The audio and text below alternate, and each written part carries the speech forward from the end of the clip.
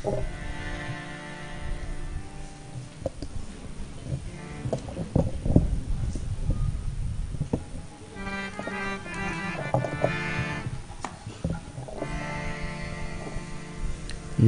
राधा माधव जय कुंज बिहारी।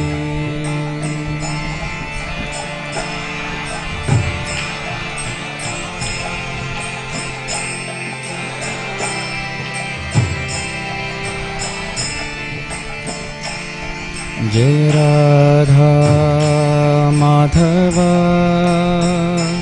जय कुंज बिहारी।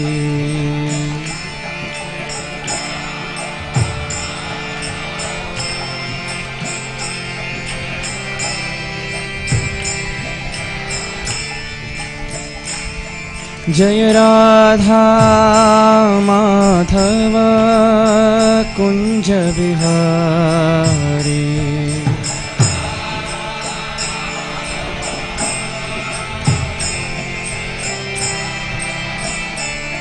जय गोपीजन वल्लभ जय गिरिवरधारी। जय गिरिवरधरी।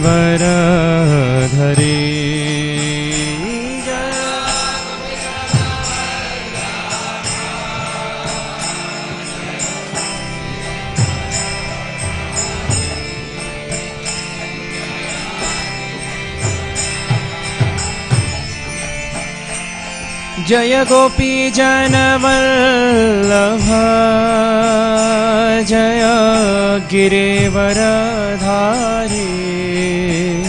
जय गिरिवरधरी।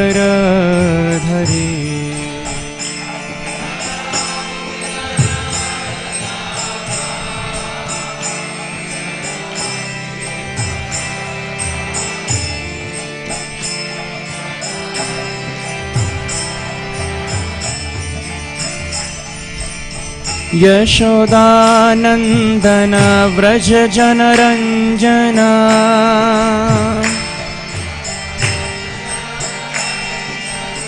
यशोदानंदन व्रज जनरंजना।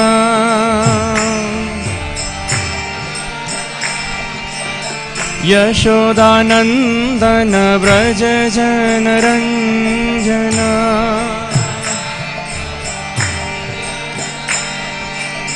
यशोदानंदन व्रज जनरंजना।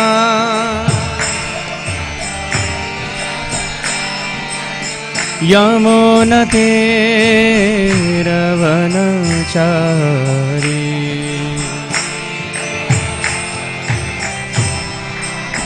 यमुनातीरवनचारी।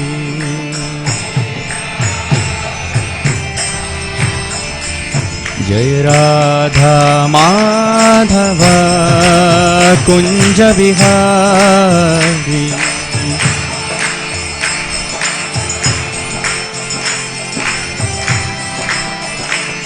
जय राधा माधव कुंज बिहारी।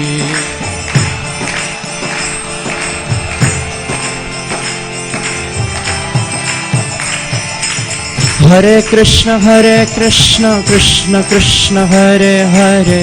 हरे राम राम राम हरे हरे।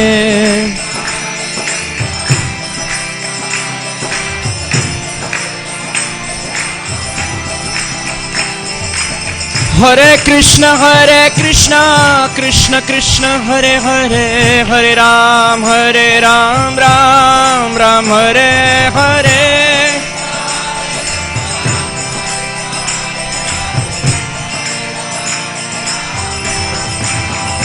जय कृष्ण बलराम जय कृष्ण बलराम। कृष्ण बलराम जय कृष्ण बलराम।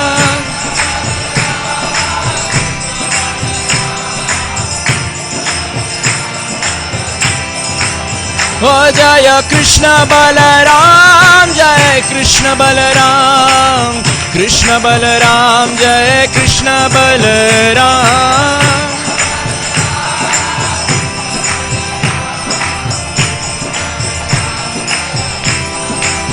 ओ जय वृंदावन धाम, जय वृंदावन धाम, वृंदावन धाम, जय वृंदावन धाम।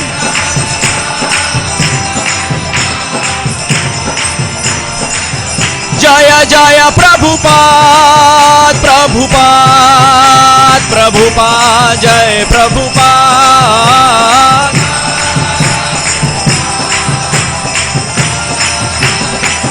निताई गौरा हरि बोल, हरि बोल, हरि बोल, गौर हरि बोल, निताई गौर, निताई गौरा हरि बोल, हरि बोल, हरि बोल, गौर हरि बोल।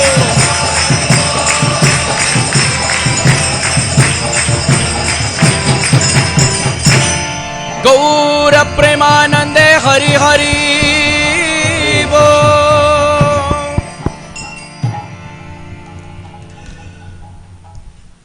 हरे कृष्णा। आप सब भक्तों का हार्दिक स्वागत है आज की भागवत कक्षा में। और हमारा परम सौभाग्य है, हमारे बीच में बहुत ही विशेष वक्ता उपस्थित हैं।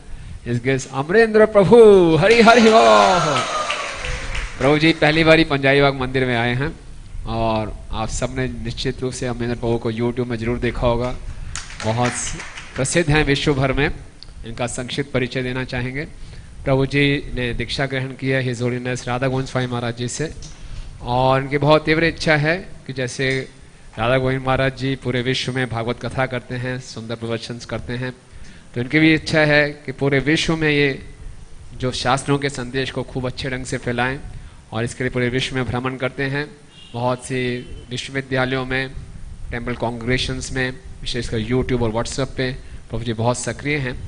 और विशेषकर यूथ प्रीचिंग में स्टूडेंट्स को प्रीचिंग करते हुए प्रभु जी ने बहुत से ऐसे कॉन्फ्रेंसेस बनाए हैं। और interfaith preaching, science and spiritual synthesis, और भौतिक दृष्टि से भी देखा जाए तो अमरेंद्र प्रभु विश्व की सबसे बहुत ही जो प्रसिद्ध यूनिवर्सिटी है नंबर 1 की मैसाचुसेट्स इंस्टीट्यूट ऑफ टेक्नोलॉजी से इन्होंने मास्टर्स किया है। तो ये कोई साधारण बात नहीं है। और प्रभु जी का अगर थोड़ा सा बताया था, बचपन 1996 में इनके पेरेंट्स बॉम्बे जुहू में शिफ्ट हुए, तब इनकी आयु केवल 4 वर्ष की थी। और 4 वर्ष की आयु से ही प्रभु जी ने इस्कॉन में बोलना, चलना, सीखना सब शुरू किया। और इनका इतना सौभाग्य था कि इनको तब सानिध्य प्राप्त हुआ था परम पूजनीय भक्ति दामोदर स्वामी महाराज जी का, और जो कि 1996 से 2006 तक इनको उनका सानिध्य प्राप्त हुआ। फिर महाराज जी नित्य लीला प्रवेश हुए। तो बचपन से ही प्रभु जी जिसे कहते हैं होनहार विद्वान के हो चीखने बाद।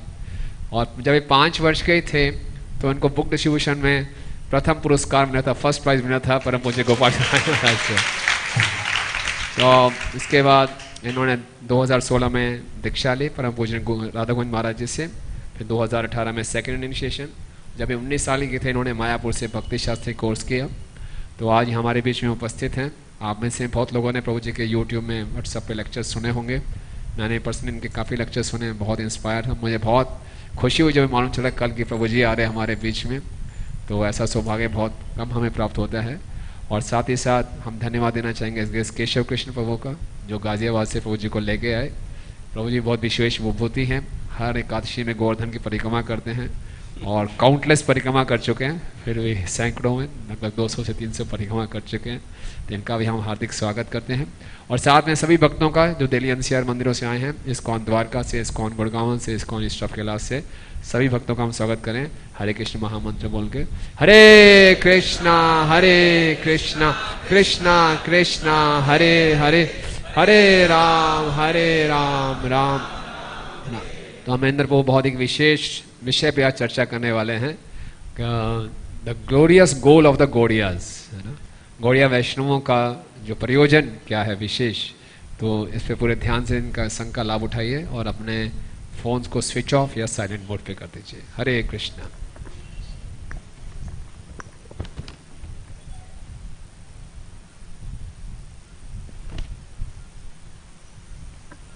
ओम नमो भगवते वासुदेवाय। ओम नमो भगवते वासुदेवाय। ओम नमो भगवते वासुदेवाय। ओम अज्ञानतिमिरान्धस्य ज्ञानाञ्जनशलाकया चक्षुरुन्मीलितं येन तस्मै श्रीगुरवे नमः। श्रीचैतन्यमनोभीष्टं स्थापितं येन भूतले स्वयं रूप कदा मह्यं ददाति स्वपदान्तिकम्। जय श्री कृष्ण चैतन्य प्रभु नित्यानंद श्री अद्वैत गदाधर श्रीवासादि गौर भक्तवृंद। हरे कृष्ण कृष्ण कृष्ण हरे हरे हरे राम राम राम हरे हरे।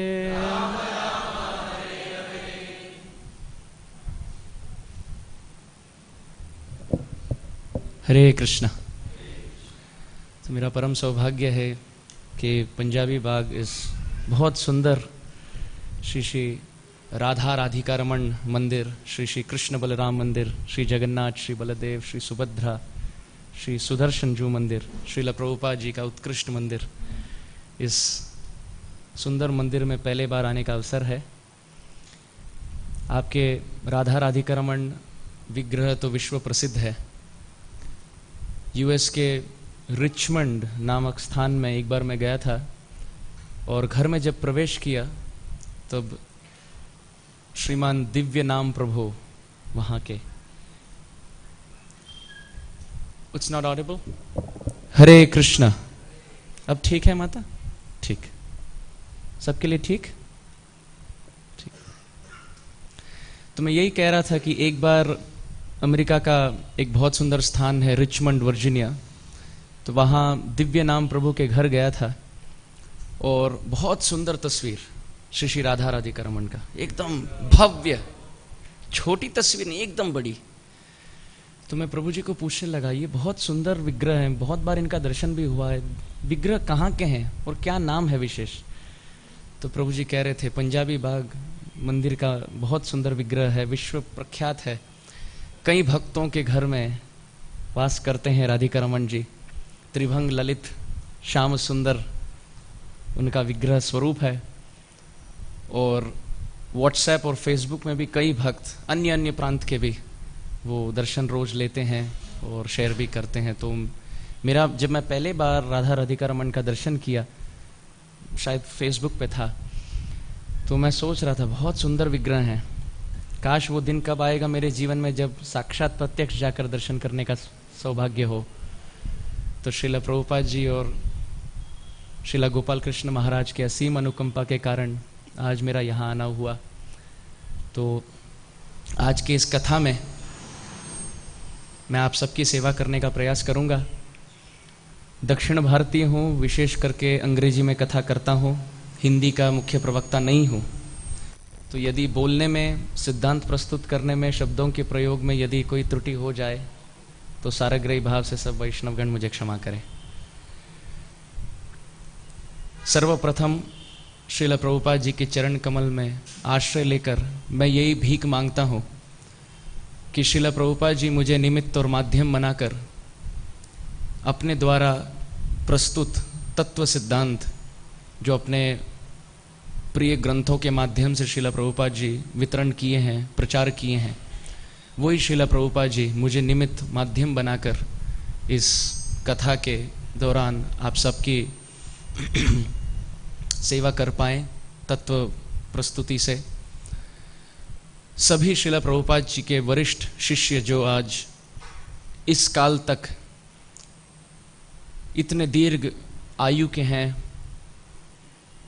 कई तो व्याधिग्रस्त भी हैं, फिर भी इतना अनुकंपा करके जगत में भ्रमण कर करके भागवत के संदेश को प्रस्तुत कर रहे हैं, प्रचार कर रहे हैं। श्रील प्रभुपाद जी के सभी शिष्यों के छत्र छाया में होकर मैं उनसे यही भीख मांगता हूँ कि मुझे निमित्त और माध्यम बनाकर वो स्वयं बोले। अंततो गत्वा सभी उपस्थित वरिष्ठ वैष्णव वैष्णवी वृंद से यही भीख मांगता हूँ, कृपा याचना करता हूँ। आपकी यदि अनुमति हो, आप यदि आशीर्वाद प्रदान करें, मेरे लिए प्रचुर मात्रा में यदि प्रार्थना करें, तो सही समय पर सही भाव से सही शब्दों के प्रयोग से भगवान की स्तुति हो सके, मेरे अंतःकरण का शुद्धिकरण हो और आप सबके कर्ण इंद्रियों को संतुष्टि प्रदान हो। ये एकमात्र लक्ष्य मानकर आज की कथा को मैं प्रारंभ करने जा रहा हूँ। वांछा कल्पतरु।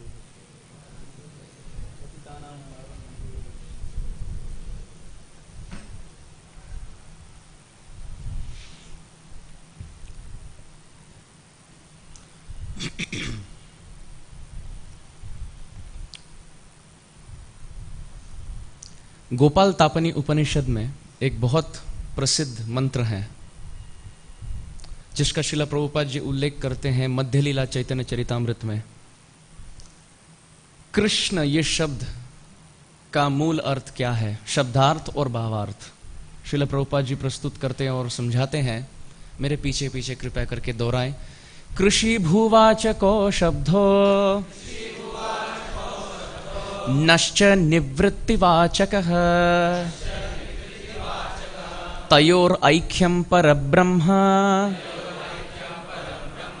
कृष्ण इत्यभिधीयते। गोपाल तापनी उपनिषद का ये मंत्र बहुत सुंदर तरीके से ये वर्णन करता है कि कृष्ण ये पावनमय भद्रमय कल्याणकारी जो शब्द है, इसके विशेष करके यदि दो अक्षर या दो भागों में विभाजित किया जाए शब्द को, तो पहला अक्षर है कृष और दूसरा अक्षर है न, कृष्ण। तो कृष ये अक्षर का अर्थ है कृषि भूवाचको शब्द हो, अर्थात जो सृष्टि करते हैं, स्थिति में रखते हैं और नष्ट विनष्ट करके प्रलय के रूप में सब कुछ खत्म कर देते हैं। जो भगवत स्वरूप है, ऐश्वर्यमान मूर्ति हैं, वही है कृष्ण। और साथ ही साथ जो ब्रज के रज में लौटते हैं, झूठ भी बोलते हैं, माखन मिश्री भी चुराते हैं, मैया के गोद में ये बात कहते हैं कि मैया जब तक आप मुझे कथा या कहानी ना सुना मुझे नींद नहीं लगती। जो योग निद्रा में सदैव सर्वदा अनादि काल अनादि युग से स्थित हैं, जिनके योग निद्रा से समस्त सृष्टि का सृष्टिकरण होता है, वो स्वयं ब्रज के रज में लौटते हैं और मैया से कहते हैं जब तक मुझे कहानी ना सुनाया जाए, रात को मुझे स्वप्न नहीं आता, नींद नहीं लगती। वो है न, अर्थात माधुर्य स्वरूप, जो अपने भगवत्ता को पूर्ण रूप से छन्न कर दे, छिपा दे और प्रेयसी वशीभूत, भृत्य वश्यता, अपने शुद्ध भक्तों के प्रेम के वशीभूत होकर जो ब्रज के रज में लीला विलास करते हैं, लीला विहार करते हैं, लीला विनोद करते हैं, वही है न। अर्थात कृष्ण जो भगवत स्वरूप, ऐश्वर्य स्वरूप, और न जो माधुर्य स्वरूप, माधुर्य भगवत्ता सार। भगवान होने का एकमात्र सार यही है कि वो भगवान अपने सभी अंश के चित्त में परमात्मा के रूप में तो विराजमान है ही, परंतु प्रेम आदान प्रदान के लिए भी आतुर हैं। तो जो ऐश्वर्यमान और माधुर्यमान है, इनका जो मिश्रित स्वरूप है, तयोर ऐक्यम, ये दो जब एक हो जाए, कृष्ण इति अभिधीयते, वही है परब्रह्म श्री कृष्ण। अब गोपाल तापनी उपनिषद आगे प्रश्न पूछता है, कश्च परमो देवतो, सबसे उत्कृष्ट सर्वोपरि सर्वोच्च स्थान पर कौन से देव हैं? पहला प्रश्न। दूसरा प्रश्न, कस्मात् मृत्यु भिवेति, किनके भय से मृत्यु भयभीत होता है? दूसरा प्रश्न। तीसरा प्रश्न, कस्य ज्ञानेन अखिलम ज्ञातम भवति, किनके ज्ञान अर्जन मात्र से समस्त ज्ञान प्रकाशित हो जाता है हृदय में? तीन प्रश्न। और इसी के उत्तर में वेद कहता है, उपनिषद कहते हैं, कश्च परमो देवतो, कौन सबसे बड़े? कृष्णश्च परमम दैवतम, कृष्ण सबसे बड़े। कस्मात् मृत्यु भिवेति, गोविंदात् मृत्यु भिवेति, गोविंद के भय से मृत्यु भयभीत होता है। कस्य ज्ञानेन अखिलम ज्ञातम भवति, गोपी जन वल्लभस्य ज्ञानेन अखिलम ज्ञातम भवति। गोपी जन वल्लभ को यदि कोई प्रेम रूप से पहचान ले, तत्व सिद्धांत के माध्यम से, भगवत गीता भागवत के सिद्धांत से यदि कोई कृष्ण को यथारूप तत्व रूप जान ले, सर्वम ज्ञातम भवति, यस्मिन् विज्ञाते सर्वमेव विज्ञानम भवति। अलग से कोई पढ़ने की आवश्यकता नहीं। कोई यदि भगवान को समझ ले, जो सब कुछ ब्रह्मांड को समझ लेते हैं, तो व्यक्ति भक्त सब कुछ समझ लेता है। तो जो गोपाल मंत्र जपते हैं, वो गोपाल मंत्र का स्रोत यही मंत्र है, कश्च परमम दैवतम, कृष्णस्य परमम दैवतम। कस्य भयात् मृत्यु भिवेति, गोविंदस्य, गोविंद के। और किनके ज्ञान से समस्त अखिल ज्ञान अर्जन होता है? गोपी जन वल्लभ से। तो बात यही है कि सब शास्त्र, वेद हो या उपनिषद, पुराण हो या महाभारत, सब कृष्ण के सर्वोपरि सर्वोच्च स्थान को मानते हैं। ब्रह्मा जी भी ब्रह्म संहिता के 5वें अध्याय में गोविंदम आदि पुरुषम तम अहम भजामी, गोविंदम आदि पुरुषम तम अहम भजामी। हम बोल बोल कर थक जाते हैं, ब्रह्मा जी नहीं थकते, इसलिए 4 मुख वाले हैं। हम 1 मुख से थक जाते हैं, ब्रह्मा जी 4 मुख से सतत 4 वेदों का उच्चारण करते हैं, परंतु उसके उद्गम स्थान, उनके स्रोत भगवान श्री कृष्ण का ध्यान 4 मति से करते हैं। तो ब्रह्मा जी भी यही कहते हैं कृष्ण का स्थान सर्वोपरि है, वेद भी यही कहता है कृष्ण का स्थान सर्वोपरि है, शिव जी भी यही कहते हैं कि कृष्ण का स्थान सर्वोपरि है, सब शास्त्र यही कहता है। परंतु कृष्ण आप स्वयं क्या कहते हैं? क्या आप इस बात को मानते हैं? क्या आप कहते हैं नहीं नहीं ये सब नम्र हैं इसलिए ये कह रहे हैं, पर मैं तो बस, ये मेरा स्थान नहीं, मैं भगवान नहीं? कृष्ण नहीं, कृष्ण नहीं हिचकिचाते, पीछे नहीं हटते। कृष्ण को पूछा जाए भगवान आपका क्या स्थान है? मत परतरम नान्यत् किंचिदस्ति धनंजय, मयि सर्वम् इदं प्रोतं सूत्रे मणिगणा इव, रसोऽहम् अप्सु कौन्तेय प्रभास्मिन् शशि सूर्ययो, प्रणवः सर्ववेदेषु शब्दखे पौरुषं नृषु। भगवत गीता के 7वें अध्याय का 7वां, 8वां, 9, 10, 11, 12, 13, 14, 15 श्लोक क्रमांक। भगवान कहते हैं सभी प्रकाशों में मैं सूर्य प्रकाश हूं, सभी रसों में मैं जल का रस हूं, सभी स्वर में मैं प्रणव अर्थात ओमकार हूं, सभी पौरुष अर्थात पुरुषों में मैं पौरुष शक्ति हूं। पुण्यो गंध पृथिव्याम च, पृथ्वी, पुण्य पृथ्वी के गंध स्वरूप में मैं विराजमान हूं। बुद्धिर बुद्धिर्मताम अस्मि, जो बुद्धिमान है उनका बुद्धि मुझसे आता है। तेजस तेजस्वी नाम हम, जो तेजस्वी हैं वो तेजस्वी शक्ति मुझसे आती है। शक्ति में जो सर्वश्रेष्ठ, बुद्धि में जो सर्वश्रेष्ठ, विद्या में जो सर्वश्रेष्ठ, आहा, ये सब मुझसे ही आता है। तो भगवान पीछे नहीं हटते हैं, वो सत्य कहते हैं। कई लोग तो ये पूछते हैं आपके कृष्ण इतने घमंडी क्यों हैं? खुद के मुख से इतनी स्तुति करते हैं और भक्तों को कहते हैं तृणादपि सुनी चेन तरोरिव सहिष्णु। नम्र बनकर रहो। और स्वयं की बात आए तो 1, 2, 3, 4 नहीं 18 अध्याय बोलते हैं अपने विषय में।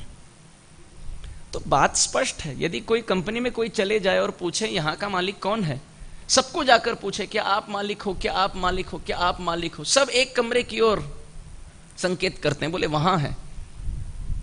तो वहां जाने के बाद आप दरवाजा खोलकर पूछो क्या आप मालिक हो, वो व्यक्ति ये नहीं कहेगा नहीं मैं तो नौकर हूं, मैं तो प्योन हूं। नहीं, वो कहेगा हाँ यहां का मालिक मैं हूं, कैसी सेवा करूं आपकी, क्योंकि हम ढूंढ रहे हैं। यदि कोई नहीं ढूंढता तो वो आकर नहीं कहता कि मैं मालिक हूं। हम क्योंकि हृदय भाव से पूछ रहे हैं, कि ढूंढ रहे हैं, खोज कर रहे हैं कि यहां का मालिक कौन, तो वो हमारी सहायता के लिए वो बता रहे हैं।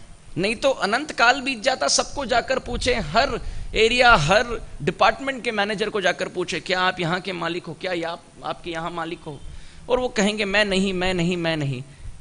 नेति नेति से नहीं पकड़ पाएंगे। इसलिए भगवान हमारे सहायता के लिए बाहर आकर कहते हैं मैं ही हूं, आ जाओ, समय बचा लो। तो ये घमंड या गर्विष्ठ भाव नहीं है, ये भगवान की असीम अनुकंपा है हमारे समय, हमारी ऊर्जा शक्ति को बचाने हेतु, ताकि अधिक से अधिक हम भक्ति में लग सके, क्रियाशील होकर कार्यरत रह सके। इसलिए हमारे सहायता हेतु भगवान आकर स्पष्टीकरण करते हैं। तो बात सरल है, भगवान से ऊपर कोई नहीं, भगवान के सम भी कोई नहीं। न तस्य कार्यम करणम च विद्यते न तत्समः च अधिकः च दृश्यते। श्वेताश्वतरो उपनिषद। कि भगवान के ऊपर का स्थान तो भूल जाइए, न च सम च अधिकश्च दृश्यते। उनके सम कोई दृश्यमान नहीं, कोई दिखता नहीं, तो उनके ऊपर के स्थान को तो भूल ही जाइए। परंतु वेद पुराण कहते हैं भगवान का स्थान सर्वोपरि है, ब्रह्म कहते हैं कृष्ण का स्थान, पर ब्रह्म का स्थान सर्वोपरि है। शिव जी भी यही कहते हैं, इंद्र भी यही कहते हैं, गणेश जी के विषय में भी यही कहा गया, दुर्गा जी भी यही कहती है, सब लोग ये कहते हैं और भगवान छाती ठोक कर कहते हैं हाँ ये सत्य है। परंतु शास्त्र वहां नहीं रुकता। शास्त्र कहता है कि 1 मिनट, ये तो केवल 50% हुआ कि भगवान का स्थान सर्वोपरि है, परंतु उनसे बढ़कर भी कोई है। उनसे बढ़कर शास्त्र कहता है ये भगवान श्री कृष्ण जो केवल दृष्टिपात से सृष्टि करते हैं, जिनकी स्तुति वंदना अनंत पदों में, अनंत स्तोत्रों में, अनंत स्तुतियों के द्वारा गाई गई है, वही कृष्ण सदैव जिनके चरण कमल में आश्रय लेते हैं और भजन करते हैं, वही है श्रीमती राधा रानी। जय श्री श्री राधा राधिका रमन जी की। भगवान सोच रहे थे जब तक तुम मेरी स्तुति करोगे मैं पर्दा बंद करके रखूंगा। एक बार भक्तों की स्तुति प्रारंभ करे तो सब माया जवनिका छन्नम न लक्ष्य से मूढ़दृशा नटो नाट्य धरो यथा, पर्दा फाड़ कर मैं दर्शन दूंगा। हम देखते हैं श्रील प्रभुपाद जी ने विश्व भर में इतने मंदिर स्थापित किए और हर जगह कृष्ण के नाम अलग अलग है। कहीं राधिका रमन है, तो कहीं वृंदावन चंद्र हैं, तो कहीं गोपीनाथ हैं, तो कहीं गोविंद हैं, कहीं श्याम सुंदर है, तो कहीं माधव। परंतु उनके साथ विराजमान परा प्रकृति श्रीमती राधा रानी का नाम हर जगह समान है, वही है। वही नाम को श्रील प्रभुपाद जी रखें, क्योंकि श्रीला जिस प्रकार कृष्ण के नाम में 2 अक्षर हैं, राधा रानी के नाम में भी 2 अक्षर हैं। अब ये महीने हमने, अब ये तो अक्टूबर हो गया, पर सितंबर के 6 तारीख को राधाष्टमी का पावन पर्व था और हर मंदिर में हमारा अभिषेक होता है, कीर्तन कथा और फिर प्रसाद। तो विस्तार में कथा करने का जो अवसर है ये घट जाता है, तो आज ही हम राधाष्टमी की थोड़ी बात मना लेते हैं, अगर आप ठीक समझे तो।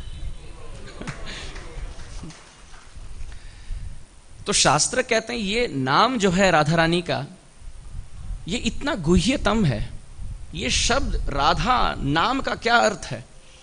ब्रह्मवैवर्त पुराण तो कहता है राध्यते यया सा राधा, अर्थात जिनके द्वारा भगवान श्री कृष्ण की आराधना सतत सर्वदा सर्वकाल सर्वस्थान निष्कपटता से, निस्वार्थ भाव से, अमला उत्तमा प्रेमा भक्ति के माध्यम से होत रहे, हमेशा होता रहे, वही है राधा रानी।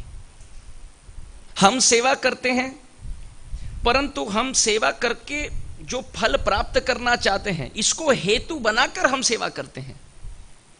परंतु श्रीमती राधा रानी जब सेवा करे, फल रूप में भी सेवा मांगती है, तो भगवान आश्चर्यचकित हो जाते हैं। जो भोग कामी है वो सेवा करते हैं और भोग लालसा रखते हैं, और जब मैं प्रदान करूं तो निकल जाते हैं। पुत्रवान धनवान लोके दीर्घ आयु उपजायते कामयते यम यम कामम तम तम प्राप्नोति असंशयम। जो पुत्र कामी है मेरे पास आते हैं, नाम रटते हैं, भजन करते हैं, पुत्र दे देता हूं तो चले जाते हैं, मुझे भूलकर पुत्र का स्मरण करते हैं। जो घर कामी है या भोग विलास के कामी हैं। मेरे पास आते हैं, भजन करते हैं, मैं उनको भोग प्रवृत्ति पुष्ट करने के लिए भोग साधन दे देता हूं, और जब भोग साधन मिल जाए, साधन में इतना वो व्यस्त रहते हैं कि मेरा स्मरण छूट जाता है। परंतु शुद्ध भक्त वैसे नहीं है, वो सेवा करते हैं और भगवान पूछते हैं इनके बदले में क्या दूं।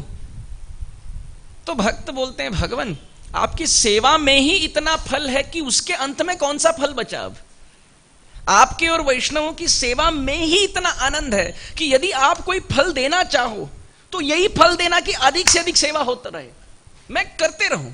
तो भगवान का अभी सिस्टम जो है, लोडिंग प्लीज वेट हो जाता है। 1 मिनट, ये प्रोसेस नहीं हो पा रहा, ये सेवा भी कर रहे हैं और अधिक सेवा मांग रहे हैं। यदि मैं अधिक सेवा दूं तो मुझे और झुकना पड़ेगा, और यदि ना दूं तो अपने भक्त को मैं दुखी कर रहा हूं। तो भगवान अधिक सेवा देते हैं। अधिक सेवा जब भक्त करने लगते हैं निस्वार्थ भाव से, भगवान और झुक जाते हैं, क्योंकि भगवान के संपत्ति में ऐसा कोई साधन नहीं, ऐसा कोई वस्तु विशेष नहीं जो शुद्ध भक्त के सेवा की तुलना कर सके। तो श्रीमती राधा रानी ये वो परा प्रकृति है, कोई स्त्री नहीं है, कोई इस जगत की माता नहीं है, कोई इस जगत की पुत्री नहीं है।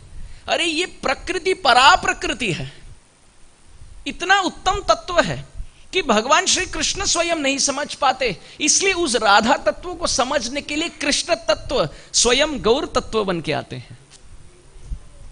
कई बार यह प्रश्न उठा जाता है कि कृष्ण यदि राधा रानी के भाव को समझने के लिए यदि गौर अवतार में आते हैं तो एक गौर अवतार से तो बेड़ा पार है। तो हर दिन ब्रह्मा जी के हर दिन में, हर कली में, एक ब्रह्मा जी के एक दिन के कली में गौर अवतार बारंबार क्यों आते हैं? ब्रह्मा जी के हर दिन में गौर अवतार आविर्भूत होता है।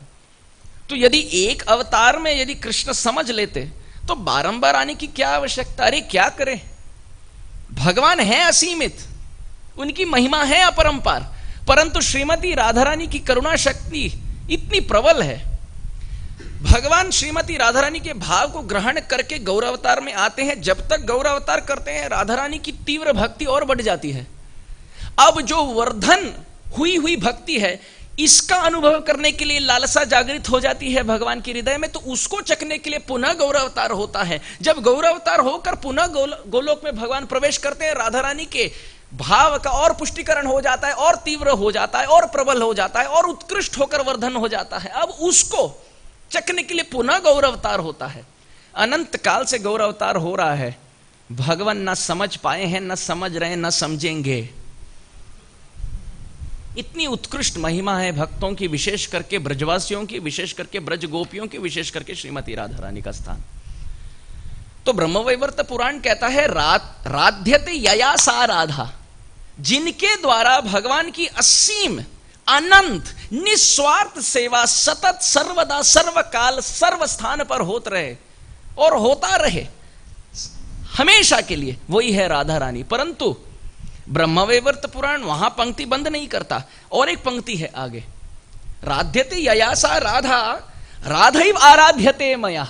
भगवान कहते हैं हाँ, जिनके द्वारा सेवा मेरी होत रहे वही है राधा, परंतु जिनके संतुष्टि के लिए मेरे इंद्रियों द्वारा सदा सर्वदा मैं सेवा करता रहूं वही है राधा रानी।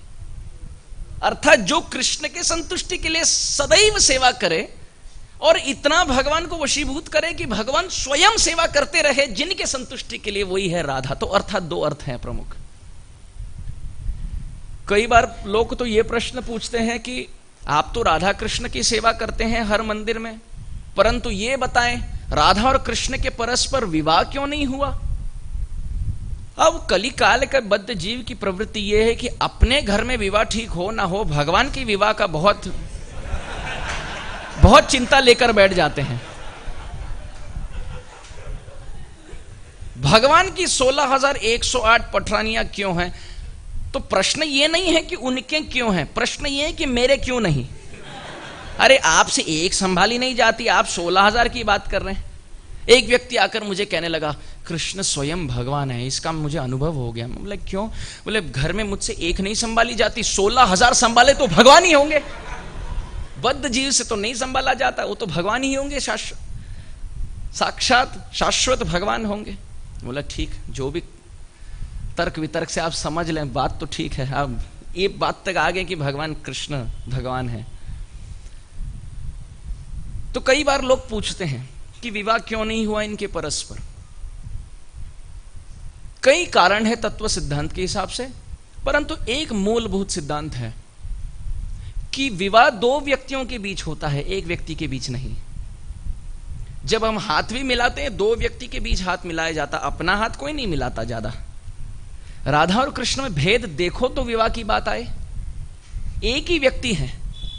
राधा रानी को पूछा गया शास्त्र में कि कृष्ण कौन है, राधा रानी कहते हैं मम एव पौरुषम रूपम गोपिका मनमोहनम। ये गोपिका मनमोहन करने वाले मदन मोहन, मम एव पौरुषम रूपम, मेरे ही पौरुष रूप है, उनमें और मेरे में कोई भेद नहीं, अभिन्न स्वरूप है। तो जो अब यहां माखन चोरी करते हैं, ब्रज में लीला विहारी करते हैं, लीला विहारी हैं, ये पुरुष स्वरूप में जो विराजमान है, ये राधा, मम एव पौरुषम रूपम, राधा रानी स्वयं बोल रही है कि मेरे ही पौरुष स्वरूप है। अच्छा, शास्त्र क्या कहता है अब आगे? शास्त्र ऋग्वेद कहता है एकम ज्योतिर अभुत द्विधा राधा माधव रूपकम, कि एक ही परम तत्व, एकम ज्योति, एक पर तत्व भगवत स्वरूप, द्विधा अभूत, दो भाग में यदि विभाजन हो जाए, एक पौरुष और एक परा प्रकृति, राधा माधव रूपकम, इन्हीं को राधा माधव कहा गया। अब आगे शास्त्र कहता है हरेर अर्ध तनु राधा, राधिका अर्ध तनु हरि, कि हरि के स्वरूप के ही अर्ध तनु है राधा रानी, और राधिका अर्ध तनु हरि, राधिका श्रीमती राधा रानी के स्वरूप का ही अर्ध स्वरूप है कृष्ण। अर्थात राधा और कृष्ण में कोई भेद नहीं, बिल्कुल ये बात स्पष्ट है, शास्त्र के प्रमाण के बल पर ये स्पष्ट है कि राधा और कृष्ण में कोई भी भेद नहीं। राधया माधवो देवो माधवे नैव राधिका, और भी प्रमाण है कि राधा रानी के प्रेम स्वरूप से जो भगवान के शरीर में विकार होता है, यही है कृष्ण तत्व, और कृष्ण के आदान प्रदान से भक्त के जीवन में जो होता है, यही है राधा तत्व। दोनों अभिन्न स्वरूप, एकत्मानम अपि भुवि पुरा देह भेदम गतौ तौ। कविराज गोस्वामी आदि लीला चैतन्य चरितामृत पहले अध्याय का 4, 5, 6वां श्लोक क्रमांक, कि एक पर तत्व, एकत्मानम, मन में से एक है, आत्मा एक, एकत्मानम अपि भुवि पुरा, परंतु भूमंडल पर देह भेदम गतौ तौ, दो स्वरूप में विद्यमान है, विराजमान है, आविर्भाव लिए हैं राधा कृष्ण के रूप में। फिर भी दोनों अभिन्न हैं, फिर भी राधा रानी का स्थान कृष्ण से उत्कृष्ट है। शास्त्र में कहा गया कि स्वयं भगवान राधा रानी के चरण की सेवा करते हैं। राधे सर्व अपराधम में क्षमस्व परमेश्वरी, हे परमेश्वरी राधा रानी मम सर्व अपराधम क्षमस्व, मेरे सभी अपराधों को आप क्षमा करें। यस्याह पाद रेणुम विश्वभर्ता विलुंठन, राधा रानी के चरण कमल का महिमा गाते हुए व्यासदेव जी लिखते हैं वेद में, यस्याह पाद रेणुम, श्रीमती राधा रानी के चरण रज को पाने के लिए विश्वभर्ता कृष्ण विलुंठन, लोटपोटते हैं, लोटते हैं, घिरते हैं, रेंगते हैं।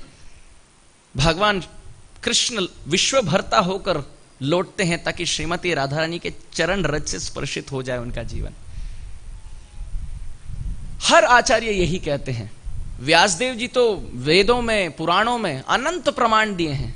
कई लोग तो ये भी शिकायत करते हैं कि आपके इस्कॉन वाले, आपके गौड़िया वाले पता नहीं कपोल काल्पित धारणा प्रस्तुत किए हैं कि कोई राधा तत्व है, परंतु ये काल्पनिक है। कई लोग कहते हैं ये, परंतु ये केवल अज्ञान का प्रतीक है, अज्ञान की प्रस्तुति है। जो शास्त्र का रटन पटन करें, ठीक से अध्ययन करें, प्राय असंभव है राधा तत्व को छोड़ना, प्राय असंभव। क्यों? क्योंकि भक्त और भगवान अभिन्न है। अभिन्न अर्थात जो शुद्ध भक्त हैं वो। इस जगत में भी देखा गया, माता पिता तो जगत जननी, माता पिता हो तो पुत्र पौत्र होते हैं। ये पूरा जगत, सभी अनंत जीव भगवान के अंश हैं, पुत्र हैं, और माता रूपी राधा रानी और पिता रूपी पिता अहम अस्य जगतो माता भ्राता पितामहः, गीता। तो चलिए, वेद तो हो गया, अभी पुराणों में भी थोड़ा उल्लेख है राधा रानी का, तो चलिए वहां भी थोड़ा भ्रमण करते हैं पुराणों की गलियों से। व्यासदेव जी बताते हैं, मेरे पीछे पीछे दोहराएं। यथा राधा प्रिया विष्णु तस्या कुंडम प्रियम तथा सर्वगोपेषु सैवैका विष्णोर अत्यंत वल्लभा। व्यासदेव जी केवल राधा तत्व नहीं, अब राधा कुंड की महिमा गा रहे हैं। राधा कुंड की महिमा तब हो पहले जब राधा तत्व की महिमा गाई जाए। वो कहते हैं यथा राधा प्रिया विष्णु तस्याह कुंडम प्रियम तथा, जिस प्रकार राधा रानी कृष्ण के लिए बहुत प्रिया है, उसी प्रकार उनका कुंड राधा कुंड भी कृष्ण के लिए बहुत प्रिय है, बहुत समीप है, निज निकट है हृदय से। और सर्व गोपेषु सैवैका विष्णोर अत्यंत वल्लभा, सभी गोपियों में सर्वश्रेष्ठ श्रीमती राधा रानी है, और उनके सम या उनके अधिक सर्वोत्तम स्थान किन्हीं और का नहीं। व्यासदेव जी बताते हैं, रोकते नहीं, वहां आगे गाते हैं। राधा शब्द का परिभाषा, अर्थ, भावार्थ और शब्दार्थ प्रस्तुत करते हैं, कृपया दोहराएं। रा शब्दोच्चारण मात्रेण यामी श्रवण लोभतः दा शब्दोच्चारण पश्चात ददामी भक्तिम उत्तमाम। अभी भगवान की वाणी, भगवान श्री कृष्ण कह रहे हैं रा उच्चारण मात्र न, सब कहें रा, जोर से, जोर से, हाँ। शास्त्र नहीं, वो तो बस हाँ नहीं था, जब आप रा कहे मैं बोला हाँ। कितने ध्यान पूर्वक सुनते, देखिए मैं सांस लूं तो सब सांस भी ले रहे। रा उच्चारण मात्र न, शास्त्र में तो कहा गया भगवान की वाणी द्वारा रा केवल उच्चारण मात्र से क्या होता है, यामी श्रवण लोभत, भगवान कहते हैं श्रवण लोभी होकर मैं सुनने आता हूं। और रा के पश्चात धा शब्दोच्चारण पश्चात, रा के बाद यदि कोई धा भी बोल दे, ददामी भक्तिम उत्तमाम, मैं केवल सुनता नहीं, ऐसे साधक को मैं भक्ति प्रदान करता हूं। केवल भक्ति नहीं, भक्तिम उत्तमाम, ब्रज भक्ति, माधुर्य भक्ति प्रदान करता हूं मैं। तो इसलिए हमारे मंदिर में देखिए, कृष्ण का नाम कृष्ण दे सकते थे, श्री श्री राधा कृष्ण मंदिर हो सकता था, या राधा माधव भी हो सकता था, बहुत सुंदर नाम है, पर कृष्ण का नाम एकदम उत्कृष्ट है। यहां कृष्ण के नाम को वर्णन के लिए राधा रानी का नाम प्रस्तुत है। राधा के साथ कृष्ण कौन, जो राधिका रमण है, वो इतना सुंदर नाम कि यदि कोई कृष्ण का भी स्मरण करे, कृष्ण के नाम को लेने के लिए भी उत्सुक हो, तो राधा रानी के नाम के द्वारा कृष्ण की स्तुति हो रही है यहां। बहुत सुंदर। रा कहने पर भगवान आते हैं सुनने, और धा बोल दे उसके पश्चात तो ददामी भक्ति उत्तमा, उत्तमा भक्ति मैं दे देता हूं। व्यासदेव जी तो आगे जाते हैं। देखिए हमारे मंदिर में नाम क्या है, राधिका रमण। तो कई बार लोग ये पूछते हैं आपके महामंत्र में जो राम है, क्या ये बलराम है, क्या ये सीताराम है, क्या ये परशुराम है? हम इस्कॉन वाले कहते हैं तार मधुसूदनो द्वय विग्रह संयोगात राम नाम इति खिल। आहा, बहुत सुंदर। राम, व्यासदेव जी कहते हैं 2 अक्षरों से बना है, रा और म। कहते हैं रा कहां से आया, कहते हैं राकार श्रीमती राधा, पुराणों का वाक्य है। रा अर्थात राधा, श्रीमती राधा रानी, और म बोलते हैं मकार मधुसूदनो। तो रा अर्थात राधा रानी, म अर्थात मधुसूदन, द्वय विग्रह संयोगात। और जब राधा कृष्ण मिल जाए ब्रज में, रा और म मिल जाए, तो इसी को राम नाम इति खिला, यही है राम। तो बलराम हो, परशुराम हो, सीताराम हो, सब राम है।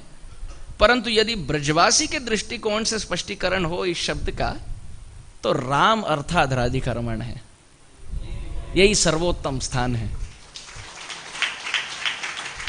रा अर्थात राधिका या राधा, और म अर्थात माधव या मधुसूदन। ये दो विग्रह जब ब्रज में मिल जाए, रा और म, राम।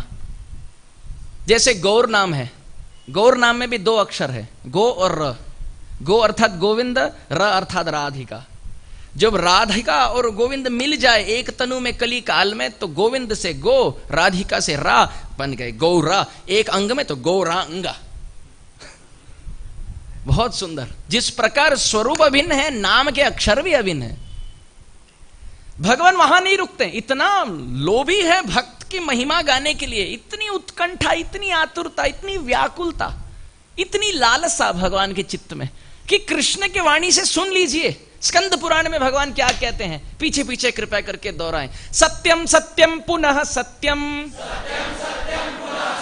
सत्यम एव पुनः पुनः, विना राधा प्रसादेन मत प्रसादो न लभ्यते। देखिए भगवान क्या कह रहे हैं, सत्यम सत्यम पुनः सत्यम। अरे सत्य है, अरे सत्य है, पुनः मैं ये कह रहा हूं सत्य है। दूसरी पंक्ति, सत्यम एव पुनः पुनः, अरे सत्य कह रहा हूं, पुनः पुनः बारंबार यही कह रहा हूं कि ये सत्य है। भगवान बताइए क्या सत्य है। बिना राधा प्रसादेन मद प्रसादो न लभ्यते।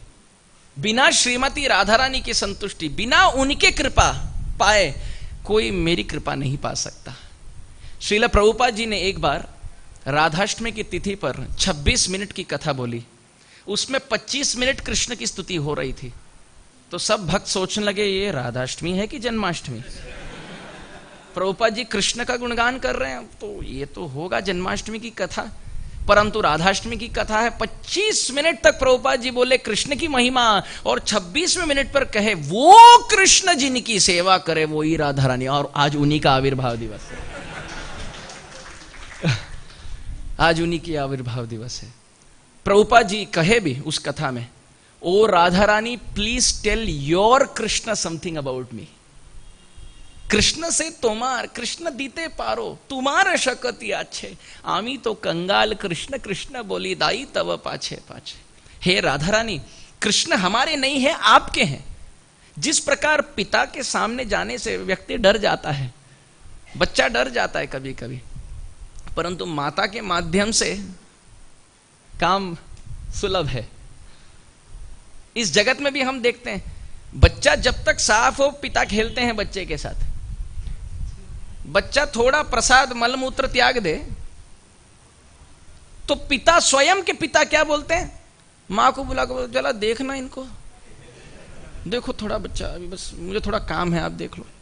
तो मां समझ गई, चलो ठीक है, अब मेरी करुणा बच्चे को चाहिए। पिता, खुद के पिता, जब बच्चा मलमूत्र में लोटपोट हो जाता है तो पिता स्वयं अपने हाथों से मां को दे देते हैं, बोलते चलो देख लो आप। और मां तब ये नहीं कहती अरे पहले अपने आप को साफ करो फिर मेरे पास आओ। मल मूत्र में सोया हुआ बच्चा यदि अपने मां के पास ना जाए तो कहां जाए। और मां क्या करती है, मल मूत्र साफ करती है, बच्चे को स्नान कराती है, और इतना सुंदर अब पाउडर लगाती है या टीका लगा देती है या कपड़ों में विभूषित रखती है बच्चे को, कि आप पिता तो दूर की बात, अड़ोस पड़ोस के लोग कहते हैं अरे कितना अच्छा बच्चा, देख लो। अरे 2 मिनट पहले जब बच्चा मलमूत्र त्यागा तब आप स्वयं अपने हाथ से दिए पिता।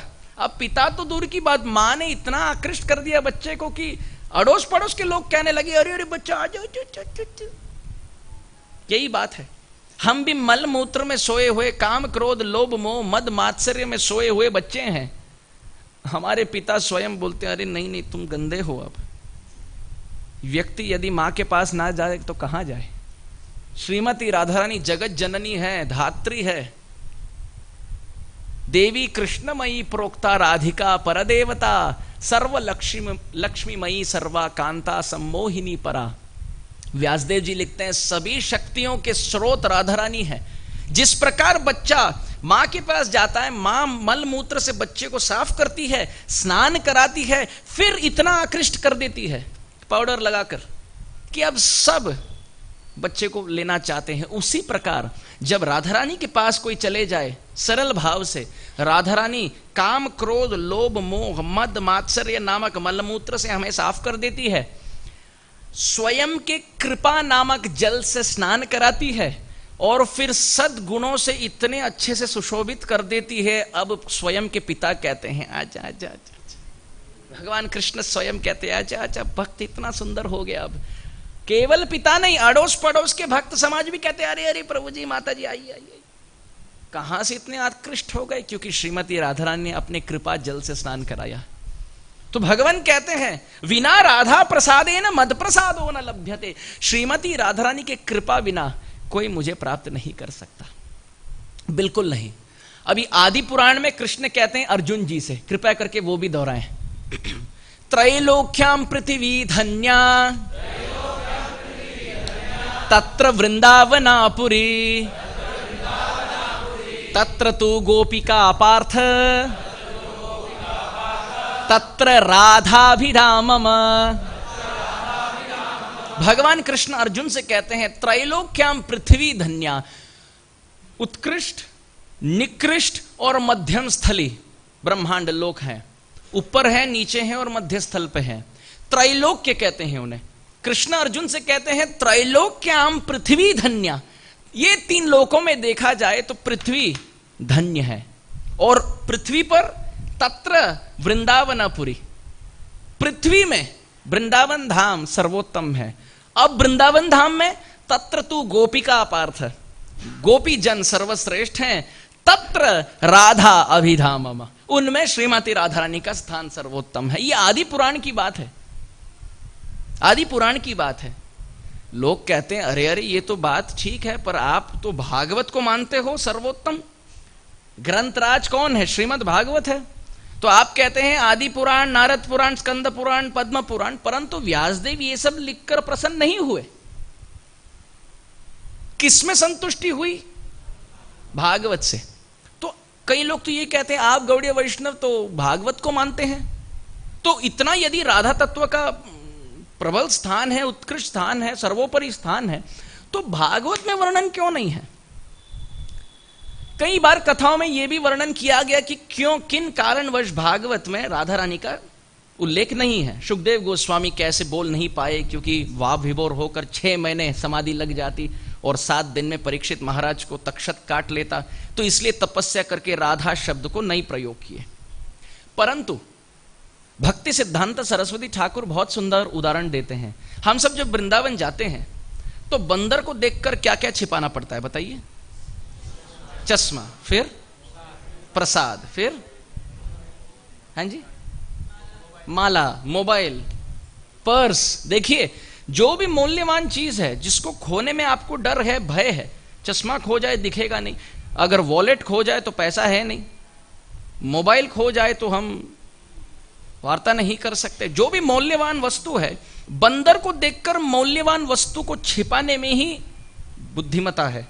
यदि बंदर को कोई देखे और मोबाइल उठाए, अरे अरे बंदर आया, मोबाइल निकाल कर, निकल ही नहीं रहा कुर्ते से, 1 मिनट, कुर्ता स्वयं ब्रजवासी बोले अरे अंदर रखो, कहां दिखा रहे, बंदर आ गया ले लो। यदि अगर मैं ऐसे करूं तो आप बोलेंगे ये महामूर्ख है, बंदर को चुनौती दे रहा है। बंदर को देखकर छिपाने में ही विद्वत्ता है, बुद्धिमता है। भक्ति सिद्धांत सरस्वती ठाकुर कहते हैं राधा नाम ये तो मणियों का हार है और कलिकाल के बद्ध जीव बंदर हैं। कलिकाल के बंदर रूपी जीव को देखकर सुखदेव गोस्वामी ने राधा नाम के मणिहार को छिपाया। उसका यह अर्थ नहीं कि मणि का हार नहीं है, इतना सुरक्षित है कि बंदर प्रवृत्ति के लोग देख नहीं पा रहे। परंतु ये कहने के बाद भी ये कहना बहुत अति आवश्यक है कि भागवत में अनंत स्थान में राधा रानी का वर्णन है, अनंत स्थानों में राधा रानी के नाम का विशेष उल्लेख है। कहीं कहेंगे अरे अरे हम तो केवल एक श्लोक जानते हैं, अनया आराधितो नूनम भगवान हरिश्वरम। परंतु सुखदेव गोस्वामी इतने महान रसिक वैष्णव हैं, राधा नहीं बोल पाए, परंतु राधोपनिषद में राधा रानी के प्रमुख 28 नाम हैं।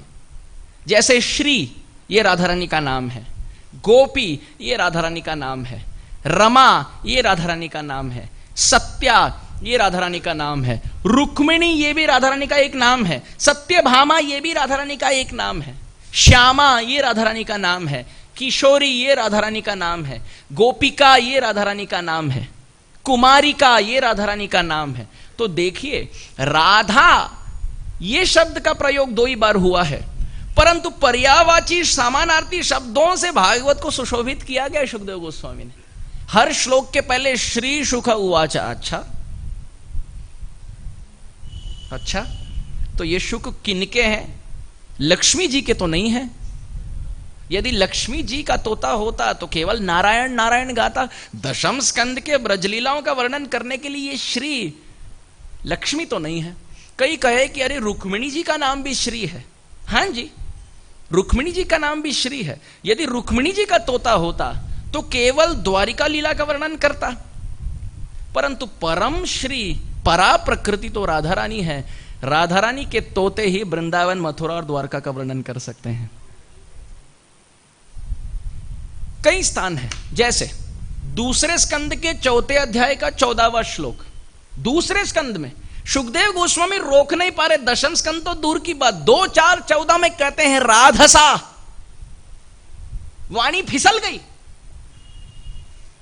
ऋग्वेद में व्यासदेव राधसा, राधसे, राधः अलग अलग अलग अलग विभक्ति के द्वारा संस्कृत के व्याकरण अनुसार प्रस्तुति है।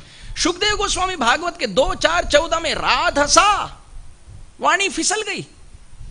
कोई पढ़ता है तो ये नहीं समझ पाता है कि ये मूल धातु तो राध है, अर्थात राधा से, परंतु और भी स्थान है। दशम स्कंद के 30वें अध्याय का दूसरा श्लोक, दशम स्कंद के 30वें अध्याय का 28वां श्लोक, दशम स्कंद के 30वें अध्याय का 36वां श्लोक, दशम स्कंद के 33वें अध्याय का 17वां श्लोक, दशम स्कंद के 47वें अध्याय का 3रा श्लोक, दशम स्कंद के 83वें अध्याय का 42वां श्लोक। हर जगह आप पढ़ सकते हैं भागवत में राधा राधा, श्री श्री, गोपी गोपी, रमा रमा वर्णन है।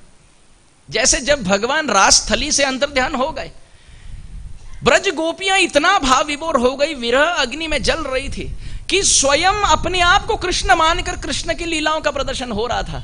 एक गोपी कालिया बन गई तो दूसरी गोपी कृष्ण बनकर नृत्य करने लगी।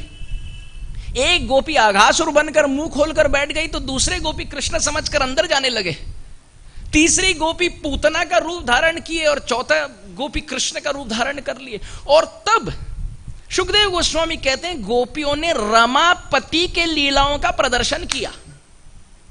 अब मुझे बताएं, रमापति विष्णु का नाम है जो रमा के पति हैं, परंतु यदि रमा का अर्थ यहां लक्ष्मी होता और रमापति का अर्थ विष्णु होता, क्या विष्णु ने पूतना, अघासुर और कालिया का लीला किया है?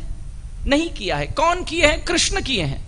यदि कृष्ण रमापति हैं तो रमा यहां कौन है? लक्ष्मी है ना, वो तो बेलवन में तपस्या कर रही है। यहां रमा तो राधा रानी का स्वरूप है, राधा रानी का नाम है। वैसे ही द्वारिका लीला में 13वें अध्याय में रुक्मिणी जी भगवान से कह रही हैं, मुझे उस श्री के चरण की दासी बननी है जिन्होंने अपने हृदय के वक्षस्थल में आपके चरण को धारण किया है। भगवान जिन्होंने अपने हृदय में आपके चरण को धारण किया, उन श्री का मुझे दासत्व चाहिए, दास्तां चाहिए। अब श्री यदि रुक्मिणी स्वयं है तो स्वयं की दास्तां क्यों मांगे? श्री राधा रानी का शब्द है, नाम है। तो ऐसे भागवत में भी अनंत स्थान पर राधा रानी का वर्णन है। पर्यायवाची, जो बाहर से पढ़े वो ना समझे, जो अंदर से पढ़े वो समझे। और ये समझने के लिए गौड़ीय बनना अति आवश्यक है, बाकी परंपरा नहीं पढ़ पाएगी। सभी परंपराओं को आदर सादर प्रणाम है, परंतु यदि हम अपने परंपरा की बात करें, बात कुछ और है। सत्य बात है। वैष्णव कौन है? जो विष्णु की आराधना करे। कार्ष्णेय कौन है? जो कृष्ण की आराधना करें। परंतु गौड़ीय ये शब्द का ही अर्थ है जो परम गौरी श्रीमती राधा रानी के अनुगत्य में रहना चाहे।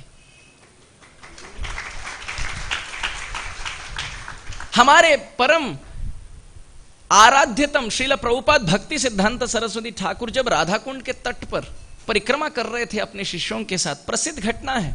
जयपुर के राजा जब दंडवती परिक्रमा लगा रहे थे तो शिष्य कहने लगे प्रभुपाद सरस्वती ठाकुर से, देखो कितनी श्रद्धा है, प्रगाढ़ आस्था है राधा रानी के प्रति, राधा कुंड का लोट लोट कर करके रेंगते दंडवती लगा रहे हैं। प्रभुपाद सरस्वती ठाकुर कहे, हाँ हाँ श्रद्धा आस्था तो है, परंतु उनके भक्ति और हमारी भक्ति में बहुत फर्क है। वो कृष्ण के उपासक हैं, और क्योंकि राधा रानी ने मदन मोहन के मन को चोरी करके मदन मोहन मोहिनी रूप में विराजमान है, तो कृष्ण को दंडवत प्रमुख स्थान से दिया और राधा रानी को भी एक दंडवती लगा दी।